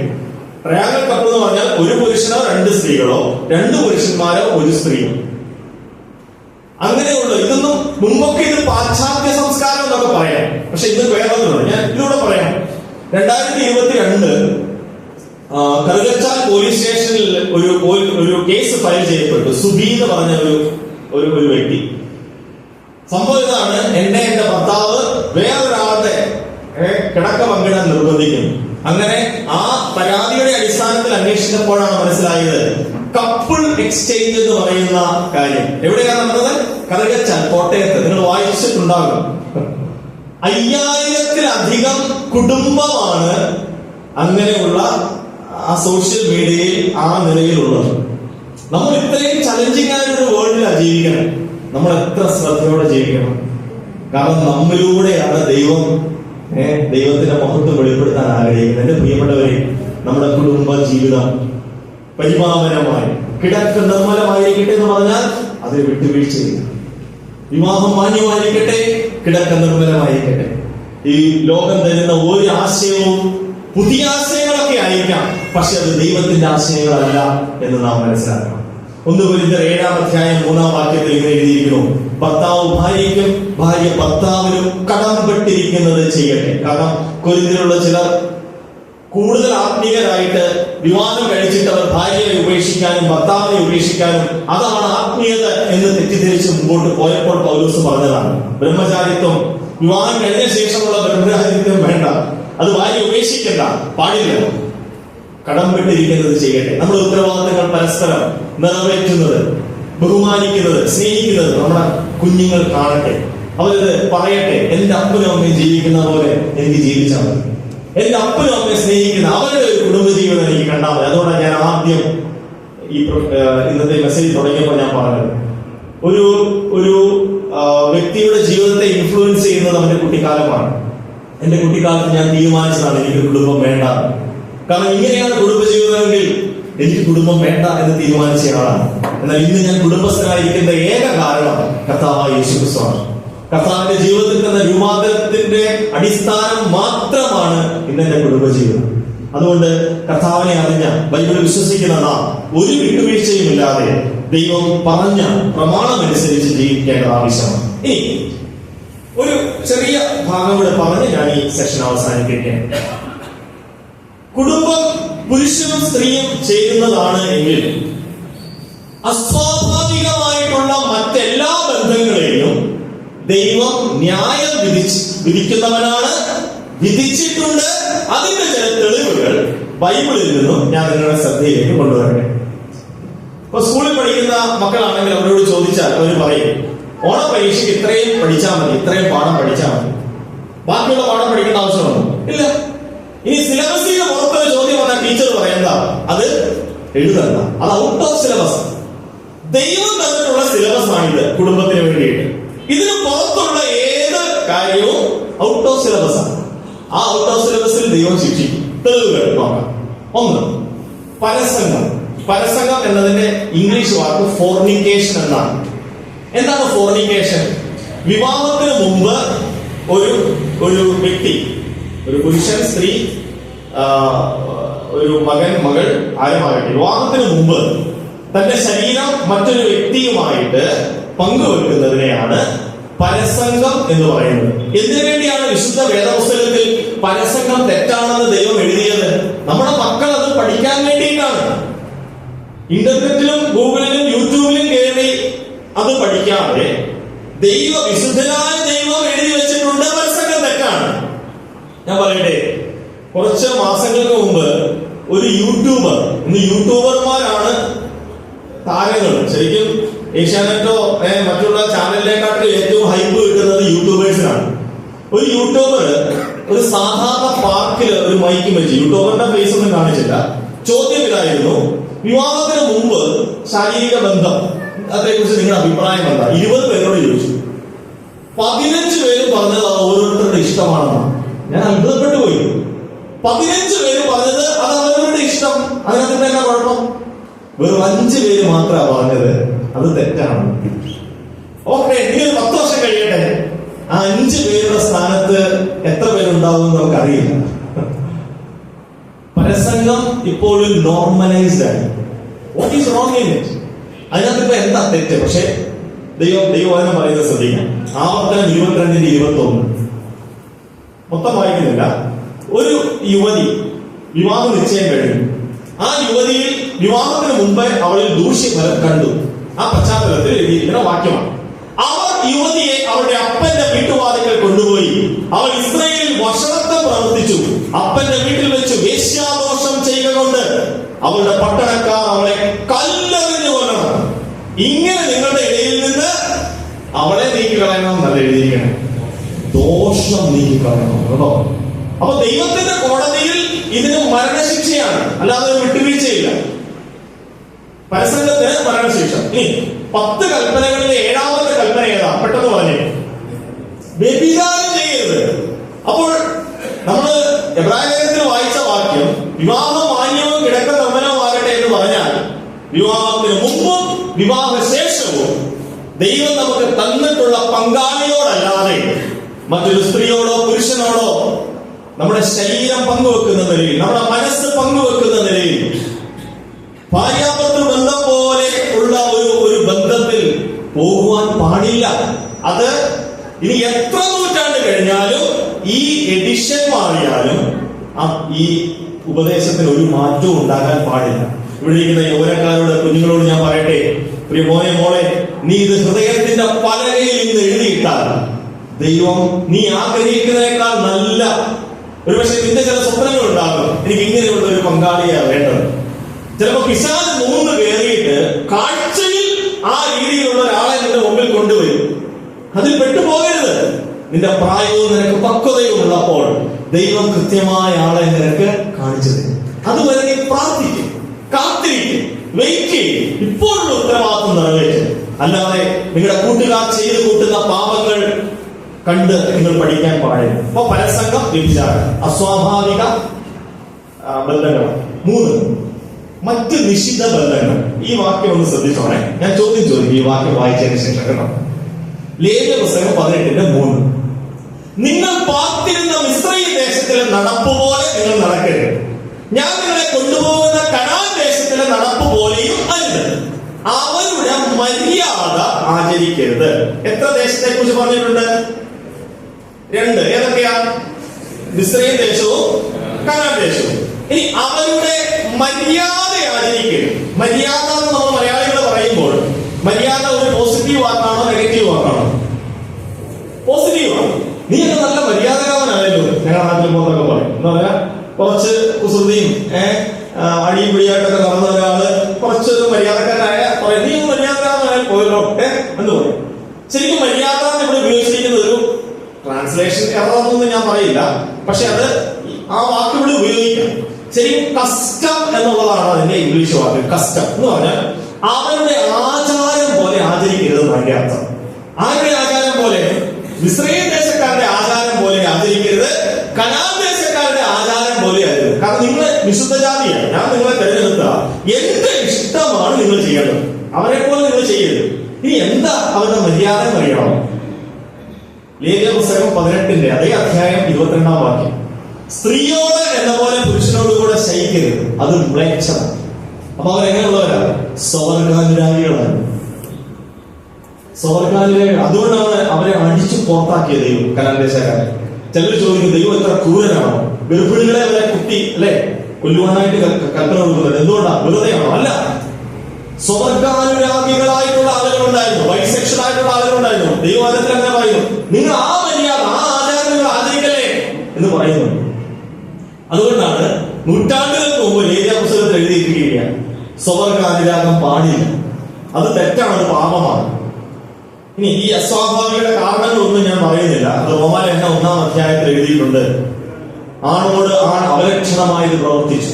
എന്തിനാ? ദൈവത്തെ വേണ്ടാന്ന് പറയാം. പിന്നെ നികൃഷ്ടബുദ്ധിയിൽ ദൈവം ഏൽപ്പിച്ചു. പുറപ്പാട് പുസ്തകം 22:19 എന്ന് വായിച്ചു കേൾപ്പിക്കും. മൃഗത്തോടുകൂടെ മരണശിക്ഷ അനുഭവിക്കണം. അയ്യോ, ഇത് വേദപുസ്തകത്തിലുള്ള വാക്യമാണ്. എന്തിനാണ് ഇങ്ങനെ ഒരു വാക്യം വേദപുസ്തകത്തിൽ എഴുതിയിട്ടുള്ളത്? മൃഗത്തോടുകൂടെ ശയിക്കുക. അത് വളരെ മോശമല്ലേ? അതെ, പക്ഷേ ഇത് ആരുടെ ആചാരമാണ്? ഇത് ഈജിപ്തുകാരുടെ ആചാരമുണ്ടായിരുന്നു, താമസിച്ചിരുന്ന കനാന്യരുടെ ആചാരമുണ്ടായിരുന്നു. അതിനുള്ള തെളിവ് ഞാൻ തരാം, കുറെ തെളിവുകളുണ്ട്. ഈ ബാബിലോണിയക്കാര് അല്ലെ പേർഷ്യൻസ്, അവരുടെ ചിത്രങ്ങളൊക്കെ നിങ്ങൾ മുമ്പ് കണ്ടിട്ടുണ്ടെങ്കിൽ, എന്ന് പറഞ്ഞാൽ വരച്ച ചിത്രങ്ങളോ ശിലയിൽ കൊത്തിവെച്ച പണ്ടത്തെ ആചാര ഇതൊക്കെ കണ്ടു കഴിഞ്ഞാൽ, ഹാഫ് ഹോഴ്സ്, പകുതി കുതിരയും പകുതി മനുഷ്യനുമായിട്ടുള്ള രൂപങ്ങളെ കണ്ടിട്ടുണ്ടോ ചിത്രങ്ങളിൽ? ഇത് എവിടെ നിന്നുള്ള ആശയമാണ്? അതേപോലെ ഡെമിഗോഡ്, മത്സ്യകന്യക, ഇതെല്ലാം എവിടുന്ന് വന്ന കോൺസെപ്റ്റ് ആണ്? ഇത് ഡീമോണിക് കോൺസെപ്റ്റ് ആണ്. പിശാച് എന്ന് പറഞ്ഞാൽ അങ്ങനെയുള്ള ബന്ധങ്ങൾ നല്ല ആരോഗ്യ ദൃഢഗാത്രരായ മക്കളെയൊക്കെ തരുമെന്നൊക്കെയുള്ള ചിന്തകളുണ്ട്. വൈകൃതമാണ്. ഈ ലോകവും ഇന്ന് അങ്ങനെ പഠിപ്പിക്കുന്നവരാണ്. എന്തുകൊണ്ടാണ് വിശുദ്ധനായ ദൈവം ഈ വിശുദ്ധ ഗ്രന്ഥത്തിൽ ഇങ്ങനെ ഒരു കൽപ്പന എഴുതിയിരിക്കുന്നത്? അന്നത്തെ ആളുകൾ ഇങ്ങനെ ഒരു ആചാരമുണ്ടായിരുന്നു. പ്രിയപ്പെട്ടവരെ, ഇന്ന് നമുക്കറിയാം, നമ്മുടെ കുഞ്ഞുങ്ങളെ വരെ അംഗനവാടി വിടുമ്പോൾ തന്നെ നമുക്ക് പേടിയാണ്. ഞാൻ കഴിഞ്ഞ കുറച്ചു നാൾ മുമ്പ് പൊട്ടിക്കരഞ്ഞ ഒരു സന്ദർഭമാണ്. ഒരമ്മ 14 വർഷത്തിന് ശേഷം ആ അമ്മയ്ക്കൊരു മോളുണ്ടായിരുന്നു.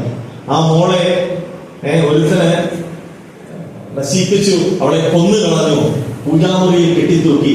ഈ അമ്മ കരഞ്ഞോണ്ട് കോടതി വിട്ടു പോകുന്ന ഒരു ചിത്രം മലയാള മനോരമയിലുണ്ടായിരുന്നു. ആ അമ്മയ്ക്ക് നീതി കിട്ടിയില്ല. ഞാൻ കുറെ നേരം കരഞ്ഞു. കാരണം ആ അമ്മയുടെ ഹൃദയം എന്താ? ആ കൊച്ചു കുഞ്ഞ്, വളരെ കൊച്ചു കുഞ്ഞ, അതിനെ നശിപ്പിക്കുന്ന ലോകത്തിലാണ് നമ്മൾ ജീവിക്കുന്നത്. കുടുംബം അതിന്റെ പവിത്രതയിൽ സൂക്ഷിച്ചില്ല എങ്കിൽ ഇങ്ങനെയുള്ള എല്ലാ കാര്യങ്ങളും തുഴഞ്ഞു കയറുന്നു.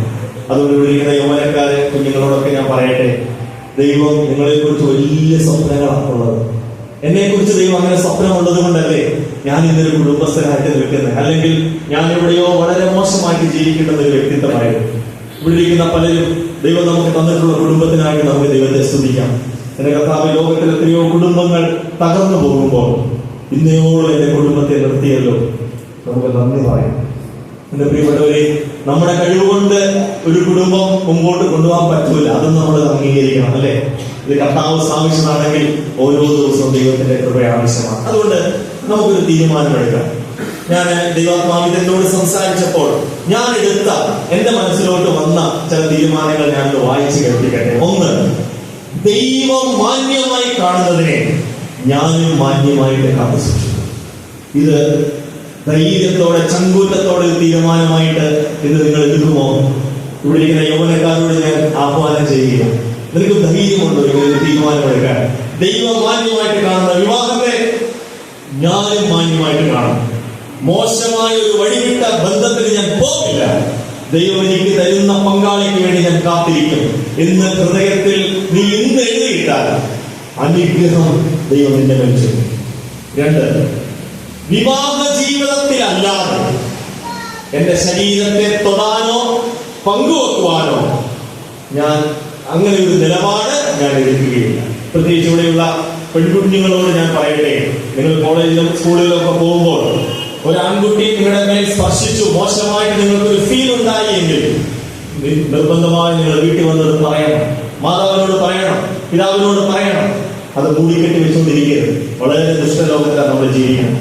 അതുകൊണ്ട് ഇരിക്കുന്ന യൗവനക്കാരോട് ഞാൻ വീണ്ടും ആഹ്വാനം ചെയ്യും, വിവാഹ ജീവിതത്തിലല്ലാതെ എന്റെ ശരീരം ഞാൻ മോശമായിട്ട് ഉപയോഗിക്കില്ല എന്ന് തീരുമാനിക്കുമോ? 3ാമത്തെ തീരുമാനം, നിങ്ങൾ വിവാഹ കുടുംബ ബന്ധത്തിൽ ഇപ്പോൾ നയിക്കുന്നവരാണെങ്കിൽ ഇങ്ങനെ നമുക്കും ഒരുമിച്ച് തീരുമാനിക്കാം. കർത്താവേ, അങ്ങേക്ക് ഭാര്യയെ തന്നു, അങ്ങേക്ക് ഭർത്താവിനെ തന്നു, മക്കളെ തന്നു.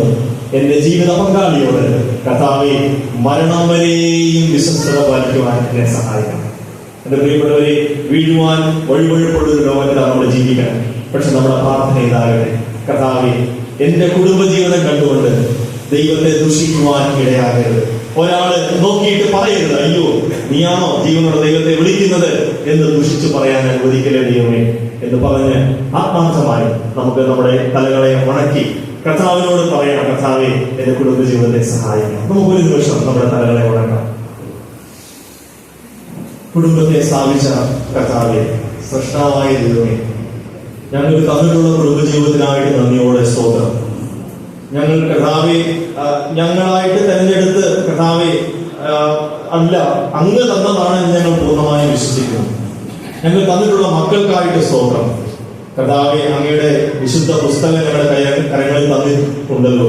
ഇന്ന് ഞങ്ങൾ ചിന്തിച്ചതുപോലെ ഞങ്ങളുടെ സ്വകാര്യ ജീവിതത്തെ കുറിച്ച് പോലും എത്രയോ ശ്രദ്ധാലുവാണ് അങ്ങ്. ഞങ്ങൾ പാപം ചെയ്യരുത്, തെറ്റ് ചെയ്യരുത്, മോശമായി ജീവിക്കരുത് എന്ന് ഏറ്റവും ആഗ്രഹിക്കുന്നത് അങ്ങ് തന്നെയാണ്.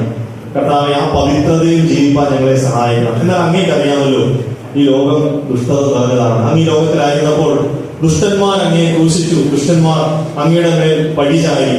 ആ ദുഷ്ടലോകത്ത് ഞങ്ങൾ ജീവിക്കുമ്പോൾ ഞങ്ങൾ ഏറിയ കൃപ ആവശ്യമാണ്. പ്രത്യേകിച്ച് ഞങ്ങളുടെ യൗവനക്കാരി ഓർത്ത് പ്രാർത്ഥിക്കുന്നു. കർത്താവെ, അവര് പഠിക്കുന്ന കലാലയത്തിലൊക്കെ പോകുമ്പോൾ എത്രയോ ദുഷ്ട ചിന്തകളായിരിക്കാം ഒരു പക്ഷേ പിശാച് അവരുടെ ഉള്ളിലേക്ക് കൊടുക്കുന്നത്. അതൊക്കെ ഹൃദയത്തിൽ സൂക്ഷിച്ചു വെക്കാതെ ചെവി കൊണ്ട് കേട്ട് കളയുവാൻ അവരെ സഹായിക്കണം. യഥാർത്ഥ പരിമളമായ പവിത്രമായ സത്യം കർത്താവെ, അത് വിശുദ്ധ വേദപുസ്തകത്തിലുള്ളത് മാത്രമാണ് എന്നും അങ്ങ് പറഞ്ഞ കൽപ്പനകളെ വിട്ട് ജീവിക്കയില്ലെന്നും തീരുമാനിക്കാൻ ഇവിടെയുള്ള യൗവനക്കാരെ കർത്താവ് സഹായിക്കണം. അതുകൊണ്ട് നല്ലൊരു തലമുറയെ കണ്ട് അങ്ങയെ മഹത്വപ്പെടുത്തുവാൻ ഞങ്ങളെ സഹായിക്കണം. കർത്താവ് തീരുമാനങ്ങളോടുകൂടി പോകുവാൻ ഞങ്ങളെ ഇടയാക്കണം. ഞങ്ങളുടെ കുടുംബത്തെ അനുഗ്രഹിക്കണം. പ്രാർത്ഥനകൾ നന്ദിയോടെ സ്തോത്രം. യേശുക്രിസ്തുവിന്റെ നാമത്തിൽ അപേക്ഷിക്കുന്നു. ദൈവത്തെ സ്വീകരിക്കണം. സ്വർഗീയ പിതാവേ,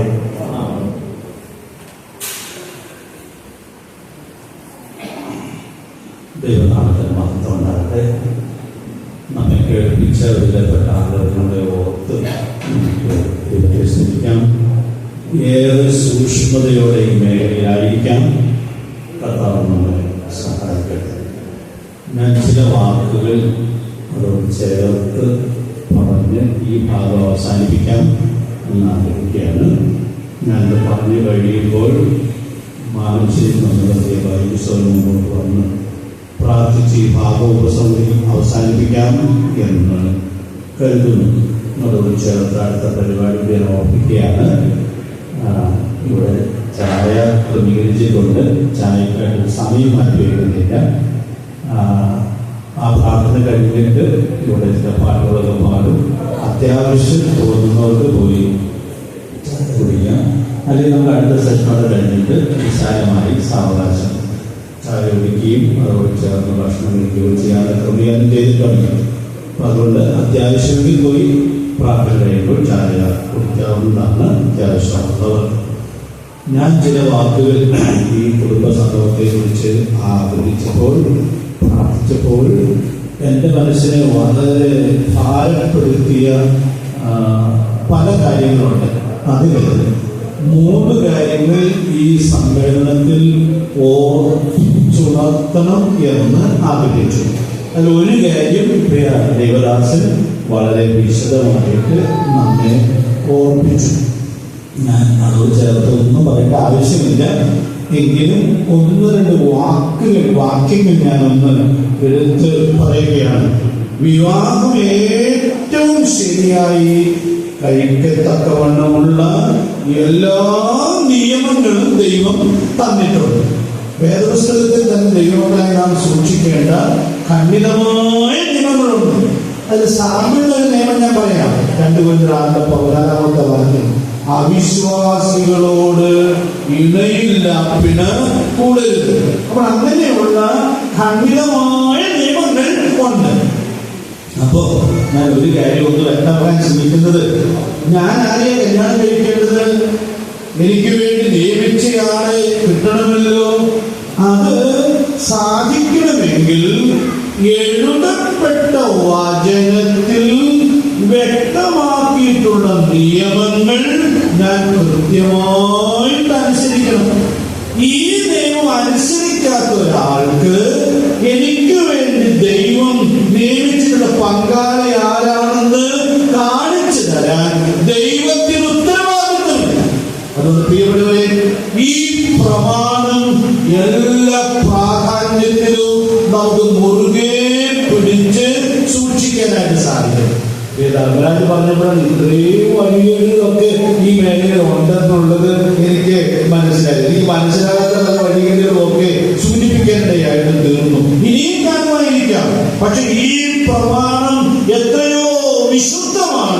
എത്രയോ വ്യക്തമാണ്. അതുകൊണ്ട് പ്രിയപ്പെട്ടവരെ, വഴിതെറ്റി പോകുന്ന ഈ തലമുറയിൽ നമുക്ക് ഈ പ്രമാണങ്ങളെ എല്ലാ ഗൗരവത്തിലും സൂക്ഷിക്കാം. ഫിലിപ്പിയർ 2:15 ഇവിടെ നമുക്ക് ഓർക്കാം. അവരുടെ നിങ്ങൾ ജീവന്റെ വചനം പ്രമാണിച്ചുകൊണ്ട് ലോകത്തിൽ ജ്യോതിസുകളെ പോലെ പ്രകാശിക്കുന്നു. അതുകൊണ്ട് ദൈവമക്കളായ നമുക്ക് ഈ മൂല്യം എല്ലാ പ്രാധാന്യത്തിലും സൂക്ഷിക്കാനായിട്ട് സാധിക്കട്ടെ.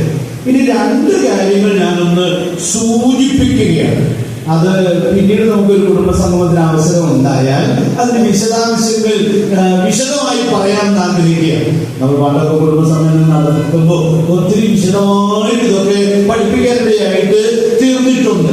ഇനി അങ്ങനെ അങ്ങോട്ട് പോകാൻ പറ്റുകയില്ല. സുവിശേഷ പ്രസംഗം എന്നത് വളരെ പ്രധാനപ്പെട്ട ഒരു കാര്യമാണ്. അതുകൊണ്ട് ഞാൻ വളരെ ചുരുക്കമായി ഇന്നത്തെ തലമുറ അഭിമുഖീകരിക്കുന്ന വളരെ ഗൗരവതരമായ 2 സത്യങ്ങൾ എടുത്തു പറയണമെന്ന് ആഗ്രഹിക്കുകയാണ്. ഒന്നാമത്, മക്കളെ ആരാണ് വളർത്തേണ്ടത്? പ്രിയപ്പെട്ടവരെ, ഇതെന്നാ ചോദ്യമായി ചോദിക്കുന്നത് എന്ന് നിങ്ങൾക്ക് ചിലപ്പോൾ തോന്നുമായിരിക്കാം. വേദപുസ്തകം വെളിപ്പെടുത്തുന്നത് മക്കളെ മാതാപിതാക്കൾ വളർത്തണം. മാതാപിതാക്കൾ എന്നുള്ളത് ദൈവം നൽകിയിട്ടുള്ള വലിയൊരു ആത്മീയ ഉത്തരവാദിത്തമാണ്. ഇത് നമ്മൾ മറന്നോ? കാരണം എഫേസ്യർ 6 തുടർന്ന് പറയുന്നത് ദൈവം മാതാപിതാക്കളെ മക്കളുടെ മേൽ അധികാരികളാക്കി വെച്ചിരിക്കുകയാണ്. ഈ നിയമം തെറ്റിക്കരുത്. ഈ നിയമം തെറ്റിക്കരുത്. ഇതൊക്കെ തെറ്റുന്നു എന്നുള്ളത് കണ്ടുള്ള വേദന കൊണ്ട് ഞാൻ ഈ കാര്യം ഓർപ്പിക്കുകയാണ്. അതുകൊണ്ട് പ്രിയപ്പെട്ടവരെ, മാതൃത്വം പിതൃത്വം എന്ന് പറയുന്നത് എന്തോ ഒരു പ്രധാനപ്പെട്ട ദൈവിക ഉത്തരവാദിത്വമായിട്ടാണ് ഇരിക്കുന്നത്. ഇവിടേക്ക് നമുക്ക് മടങ്ങി വരാനായിട്ട് സാധിക്കും. അമ്മമാർ പാർട്ടയമ്മമാരെ എന്ന പോലെയാണ് എന്റെ ബോധ്യം. വാദിനമാണ് ഒരാമയ്ക്ക് എന്തോ ഒരു കാര്യങ്ങൾ ചെയ്യാൻ. പ്രിയപ്പെട്ടവരെ, നമുക്ക് ആ മൂല്യത്തിലേക്ക് തിരിച്ച് വരാനായിട്ട് സാധിക്കട്ടെ. ഞാൻ ഒരു വാക്യം പരാമർശിക്കാം. ഞാൻ ഇന്നലെ രാത്രി വചനം ധ്യാനിക്കുമ്പോൾ പുറപ്പാട് പുസ്തകം നമ്മൾ 2-ാം അധ്യായത്തില് അമ്മാവിന്റെയും യോക്കേബേദിന്റെയും ചരിത്രം ദൈവാത്മാവ് രേഖപ്പെടുത്തുന്നുണ്ട്. ഫറവോന് ബുദ്ധി കൊടുത്ത ഒരു ഉപദേശം ഉണ്ട്. യോക്കേബേദിന് ഫറവോന് ബുദ്ധി കൊടുത്ത ഉപദേശമുണ്ട്. നിങ്ങൾക്ക് അറിയാവുന്ന എന്റെ വിചാരം അറിയാൻ പാടാത്ത 2-ാം അധ്യായം വീട്ടിൽ പോയി ഒന്ന് വായിച്ചു നോക്കിയാൽ മതി. നീ ഈ കുഞ്ഞിനെ കൊണ്ടുപോയി മുല കൊടുത്ത് ഫറവോന്റെ ബുദ്ധിക്ക് അറിയാവുന്ന കാര്യം ഇത് അനേക വിശ്വാസികൾക്ക് അറിയാൻ പാടില്ല. എന്ത് പറ്റിയെന്ന് എനിക്കറിയാൻ പാടില്ല. പ്രിയപ്പെട്ടവരെ, എന്തോ ഒരു ഗൗരവമായി ദൈവത്തിന്റെ വചനത്തിൽ വെളിപ്പെടുത്തിയിരിക്കുന്ന സത്യങ്ങൾ നമ്മൾ എത്രയോ ലാഘവമായി കാറ്റിൽ പറത്തുവാൻ ഇടയായിട്ട് തീരുകയാണ്. മടങ്ങി അതുകൊണ്ട് ദൈവം ഏൽപ്പിച്ചിരിക്കുന്നതായ ഈ ഉത്തരവാദിത്വം ഏറ്റവും ദൈവത്തിന് പ്രസാദകരമായി നിർവഹിക്കുന്നു എന്നുള്ളത് എല്ലാ സൂക്ഷ്മതയോടും കൂടി ഉറപ്പുവരുത്തുവാനായിട്ട് സാധിക്കും. ഒരു കാര്യം പറയും, ഇതുപോലെ ഒത്തിരി കാര്യങ്ങളുടെ കുടുംബങ്ങൾ നേരിടുന്ന വെല്ലുവിളികളുണ്ട്. പക്ഷെ അതെല്ലാം ഇപ്പൊ നമുക്ക് ചിന്തിക്കാനായിട്ട് പറ്റുകയില്ല. മാതാപിതാക്കൾക്ക് ആരാണ് പ്രത്യുപകാരം ചെയ്യേണ്ടത്? നമുക്ക് വചനമറിയാം. ഇവിടെ ഇരിക്കുന്ന സദസ്സിനോട് ചോദിച്ചാൽ നിങ്ങളെല്ലാം ഉത്തരം ശരിയായിട്ട് പറയും. പക്ഷെ ശരിയായിട്ടല്ല നമ്മൾ ചെയ്തുകൊണ്ടിരിക്കുന്നത്. നിങ്ങൾക്കത് മനസ്സിലാക്കണമെന്നാണ് ഞാൻ വിചാരിക്കുന്നത്. മാതാപിതാക്കൾക്ക് ആരാണ് പ്രത്യുപകാരം ചെയ്യേണ്ടത്? 1-2-ാം അധ്യായത്തിന്റെ 5-ാം അധ്യായത്തിന്റെ 4-ാമത്തെ വാക്യം നമുക്ക് എല്ലാവർക്കും അറിയാം. വല്ല വിധവയ്ക്കും പുത്രപൗത്രന്മാരുണ്ടെങ്കിൽ അവർ മുൻപേ സ്വന്തം കുടുംബത്തിൽ ഭക്തി കാണിച്ച് അമ്മയപ്പന്മാർക്ക് പ്രത്യുപകാരം ചെയ്യാൻ പഠിക്കട്ടെ. അത് ദൈവസന്നിധിയിൽ പ്രസാദകരമല്ലോ.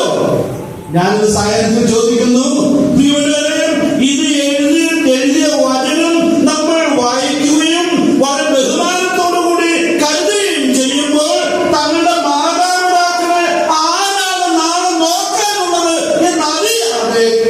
കണ്ണുമടച്ച ആളുകൾ വിദേശങ്ങളിലേക്ക് കയറിക്കൊണ്ടിരിക്കുക. ഇത് എങ്ങനെ സാധിക്കുന്നു? ദൈവം പ്രസാദിക്കുമോ? ഇവിടെ ഞാൻ വളരെ ഭാരത്തോടു കൂടിയാണ് ഈ സത്യം ഓർപ്പിക്കുന്നത്. പണ്ടൊക്കെ കുടുംബസഭയിൽ പറയുമ്പോ ഒരു ജില്ലയിൽ എത്ര വൃദ്ധസദനങ്ങൾ ഉണ്ടെന്നൊക്കെയാണ് സാധാരണ കണക്ക് പറയാറ്. ഇപ്പൊ ആ കണക്ക് പറയണില്ല. കേരളം വൃദ്ധസദനമായത് നമ്മുടെ സാംസ്കാരിക നായകന്മാരും രാഷ്ട്രീയ നേതാക്കളും വിരമിക്കുകയാണ്. വിരമിക്കാനേ പറ്റുന്നുള്ളൂ, നിയന്ത്രിക്കാനായിട്ട് സാധിക്കുന്നില്ല. കുടുംബങ്ങൾ എത്രയോ ഗൗരവതരമായ വെല്ലുവിളികളിലൂടെ കടന്നു പോകുവാൻ ഇടയായിട്ട് തീരുന്നു എന്നുള്ളത് നമ്മളിവിടെ മനസ്സിലാക്കുവാൻ ഇടയായിട്ട് തീരുകയാണ്. എന്തൊരു ഗൗരവമായ അവസ്ഥ! ചില പിള്ളേര് മാതാപിതാക്കളോ അല്ല അമ്പലത്തിലോ ഉത്സവ സ്ഥലത്തോ കൊണ്ടുപോയിട്ടുണ്ട്, അവരെ തിരിച്ചു വീട്ടിൽ പോയിട്ടുണ്ട്.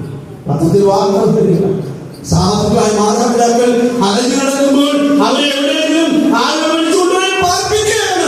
കുടുംബങ്ങൾ എന്തോ ഒരു വൈഷമ്യത്തിലൂടെയാണ്, എത്ര ഗുരുതരമായ വെല്ലുവിളികളിലൂടെയാണ് കടന്നുപോയിക്കൊണ്ടിരിക്കുന്നത്. എന്താ ഇതിന്റെ കാരണം? ഞാനിപ്പോൾ വിശദമായി വിശകലനം ചെയ്യാൻ ശ്രമിക്കുന്നില്ല. സ്വാർത്ഥമായ കാര്യം. അങ്ങനെ കാശുണ്ടാക്കണം, സുഖമായിട്ട് ജീവിക്കും, മാതാപിതാക്കളൊക്കെ എങ്ങനെയും ജീവിച്ചോട്ടെ. പ്രിയപ്പെട്ടവരെ, ഞാൻ വേദന കൊണ്ടാണ് ഈ വാക്കുകൾ പറയുന്നത്. നമ്മൾ ദൈവം പ്രസാദിക്കുമോ?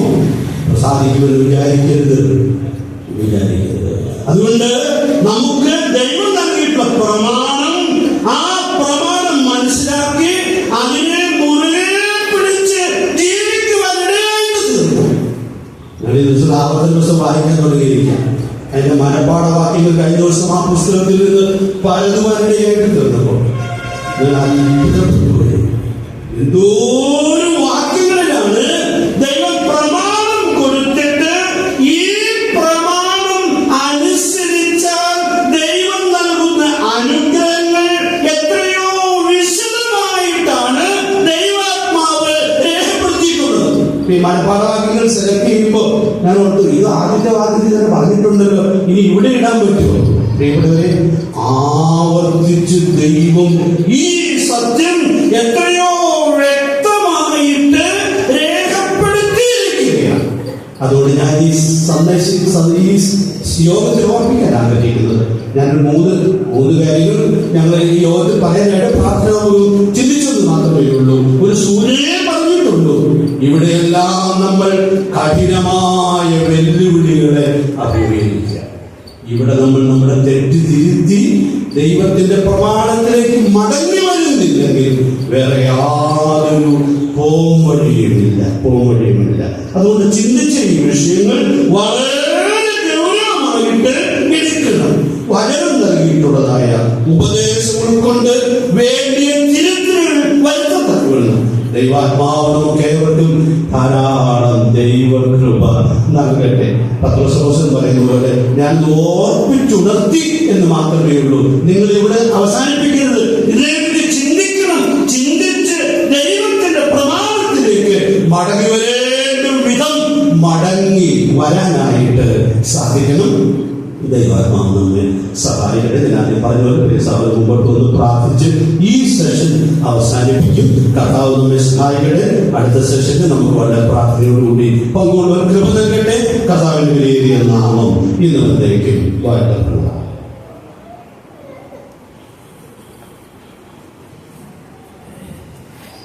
നമുക്ക് പ്രാർത്ഥിക്കാം. ഞങ്ങളുടെ അതിവാത്സല്യമായി സ്നേഹിക്കുന്ന ദൈവമേ, സ്വർഗീയ പിതാവേ, അനുഗ്രഹീതമായിരിക്കുന്ന ഈ നിമിഷത്തിനായി അടിയങ്ങളങ്ങേ ഇനി സ്തുതിക്കുന്നു, സ്തോത്രം ചെയ്യുന്നു. ചില നാളുകളായി കർത്താവെ അങ്ങനെയൊക്കെ പ്രാർത്ഥിക്കുകയും ചെയ്തതിന്റെ അടിസ്ഥാനത്തിൽ രാമമംഗലം സഭയുടെ ചുമതലയിൽ കർത്താവ് ഇങ്ങനെ അനുഗ്രഹീതമായിരിക്കുന്ന ഒരു മീറ്റിംഗ് ക്രമീകരിക്കുവാനായിട്ട് അവിടെ ഇടയാക്കിയതിനായിട്ട് സ്തോത്രം. ഇത്രയും ദൈവമക്കളെ, കുടുംബങ്ങളെ അവിടുന്ന് കൂട്ടിവരുത്തിയതിനായിട്ട് ഞങ്ങളങ്ങേ സ്തുതിക്കുന്നു, സ്തോത്രം ചെയ്യുന്നു. പ്രാരംഭത്തിൽ പ്രിയ സഹോദരൻ ഞങ്ങളെ കേൾപ്പിച്ച വലിയ ആലോചനകൾക്കായിട്ട് ഞങ്ങളങ്ങേ ബന്ധപ്പെടുത്തുന്നു. കർത്താവ് വല്ലാത്ത ഒരു സാഹചര്യത്തിൽ ലോകത്തിലുമാണല്ലോ ഞങ്ങളായിരിക്കുന്നത്. കുടുംബങ്ങളുടെ ധാർമ്മികമായിരിക്കുന്ന മൂല്യച്യുതികൾ സംഭവിച്ചുകൊണ്ട് യാതൊരു ധാർമ്മികതയും ഇല്ലാതെ, യാതൊരു വിശുദ്ധിയും ഇല്ലാതെ ലോകം മുന്നോട്ട് പോയിക്കൊണ്ടിരിക്കുന്ന ഈ സാഹചര്യത്തിൽ ഒരു ക്രിസ്തീയ കുടുംബം എന്നുള്ള നിലയിൽ ഞങ്ങൾക്ക് ഉൾപ്പെട്ടു നിൽക്കുന്ന കുടുംബങ്ങളിൽ ഞങ്ങൾ സൂക്ഷിക്കേണ്ടതായിരിക്കുന്ന മൂല്യങ്ങൾ കർത്താവെ, അതിന്റെ പവിത്രത അവിടുത്തെ ദാസനിലൂടെ ഞങ്ങളെ കേൾപ്പിച്ചതിനായിട്ട് സ്തോത്രം ചെയ്യുന്നു. കർത്താവെ, ഞങ്ങളുടെ ഉത്തരവാദിത്തങ്ങളെ കർത്താവെ അത് വീണ്ടും ഓർപ്പിച്ച് ഉണർത്തിയതിനായിട്ട് സ്തോത്രം ചെയ്യുന്നു. ഞങ്ങൾ കേട്ട വചനം കർത്താവെ, ഞങ്ങളുടെ ക്രിസ്തീയ കുടുംബ ജീവിതത്തിൽ കർത്താവെ ഞങ്ങൾ മുറുകെ പിടിക്കേണ്ടതായിരിക്കുന്ന മൂല്യങ്ങൾ, പ്രമാണങ്ങൾ അത് മുറുകെ പിടിച്ചുകൊണ്ട് ഞങ്ങളുടെ ജീവിതങ്ങളെ മുന്നോട്ട് നയിക്കുവാനായിട്ട് അവിടെ ഞങ്ങളെ സഹായിക്കണമേ എന്ന് ഞങ്ങൾ പ്രാർത്ഥിക്കുന്നു. ഞങ്ങളുടെ തലമുറകളെ ഓർത്ത് ഞങ്ങൾ പ്രാർത്ഥിക്കുകയാണ്. ഞങ്ങൾ ഓർത്തുപോലെ തെറ്റിപ്പോകാനുള്ള വലിയ സാഹചര്യത്തിലും സാധ്യതകളും ഒക്കെയാണല്ലോ ഞങ്ങൾ ഈ സമൂഹത്തിൽ ഞങ്ങളുടെ തലമുറ, ഞങ്ങളുടെ മക്കളൊക്കെ ആയിരിക്കുന്നത്. ഒരിക്കലും കർത്താവെ അങ്ങനെയുള്ള സാഹചര്യത്തിൽ പെട്ടുപോകാതെ അവരെപ്പോഴും ദൈവവചനം, ആ പ്രമാണങ്ങൾ കർത്താവെ ഞങ്ങൾ ഓർത്തതുപോലെ ഞങ്ങൾക്ക് നൽകിയിരിക്കുന്ന ഈ പ്രമാണങ്ങൾ അത് മുറുകെ പിടിക്കുവാനായിട്ട് എവിടെയായിരുന്നാലും കർത്താവെ ആ സൂക്ഷ്മതയോടെ ജീവിക്കുവാനായിട്ട്, ആ പ്രമാണത്തിനുള്ളിൽ നിന്നുകൊണ്ട് ജീവിക്കുവാനായിട്ട് അവിടുന്ന് ഞങ്ങളെ സഹായിക്കണമേ എന്ന് ഞങ്ങൾ പ്രാർത്ഥിക്കുന്നു. ഞങ്ങൾ കേട്ട വചനം ഞങ്ങളുടെ ഹൃദയത്തിൽ എപ്പോഴും അത് സ്വീകരിച്ചുകൊണ്ട് ഹൃദയത്തിൽ എഴുതിക്കൊണ്ട് ഞങ്ങളുടെ പ്രായോഗിക ജീവിതത്തിലേക്ക് പകർത്തിക്കൊണ്ട് ജീവിപ്പാൻ അവിടെ ഞങ്ങളെ സഹായിക്കണമേ. അങ്ങനെ ദാസന് വചനം ധാരാളമായിട്ട് നൽകിയല്ലോ. കേൾപ്പിച്ച ആലോചനകൾക്കായിട്ട് സ്തോത്രം. ഞങ്ങളുടെ ഉത്തരവാദിത്തങ്ങൾ തിരിച്ചറിഞ്ഞുകൊണ്ട് കർത്താവെ ആ പ്രമാണങ്ങൾ ഉൾക്കൊണ്ടുകൊണ്ട് പ്രാർത്ഥിച്ചുകൊണ്ട് ഞങ്ങളുടെ ജീവിതം മുന്നോട്ട് നയിക്കുവാനായിട്ട് അവിടെ ഞങ്ങളെ സഹായിക്കണമേ. ഞങ്ങളുടെ ജീവിതത്തിലെ കുറവുകൾ പരിശോധിച്ചുകൊണ്ട് ഞങ്ങളുടെ മാതാപിതാക്കൾ എന്നുള്ളതിനെ ഞങ്ങളുടെ ഉത്തരവാദിത്തം നിർവഹിച്ചുകൊണ്ട്, അപ്പോൾ മക്കൾ എന്നുള്ളതിനെ അവരുടെ ഉത്തരവാദിത്തം നിർവഹിച്ചുകൊണ്ട് അന്യോന്യം കടപ്പെട്ടത് ചെയ്തുകൊണ്ട് കർത്താവെ ക്രിസ്തീയ ജീവിത യാത്ര മുന്നോട്ട് നയിക്കുവാൻ ഞങ്ങളെ സഹായിക്കണമേ. തുടർന്നുള്ള സെഷനെയും അവിടുത്തെ കരങ്ങളിലേക്ക് ഏൽപ്പിച്ച് പ്രാർത്ഥിക്കുന്നു. നൽകിയ എല്ലാ നന്മകൾക്ക് നന്ദി പറയുന്നു. പ്രാർത്ഥനയുടെ സ്തോത്രം സകല യേശുക്രിസ്തുവിന്റെ വലിയ നാമത്തിൽ ഏറ്റവും താഴ്മയായിട്ട് അപേക്ഷിക്കുന്നു. കൃപയോടെ കേൾക്കുമാറാകണമേ. ആമേൻ.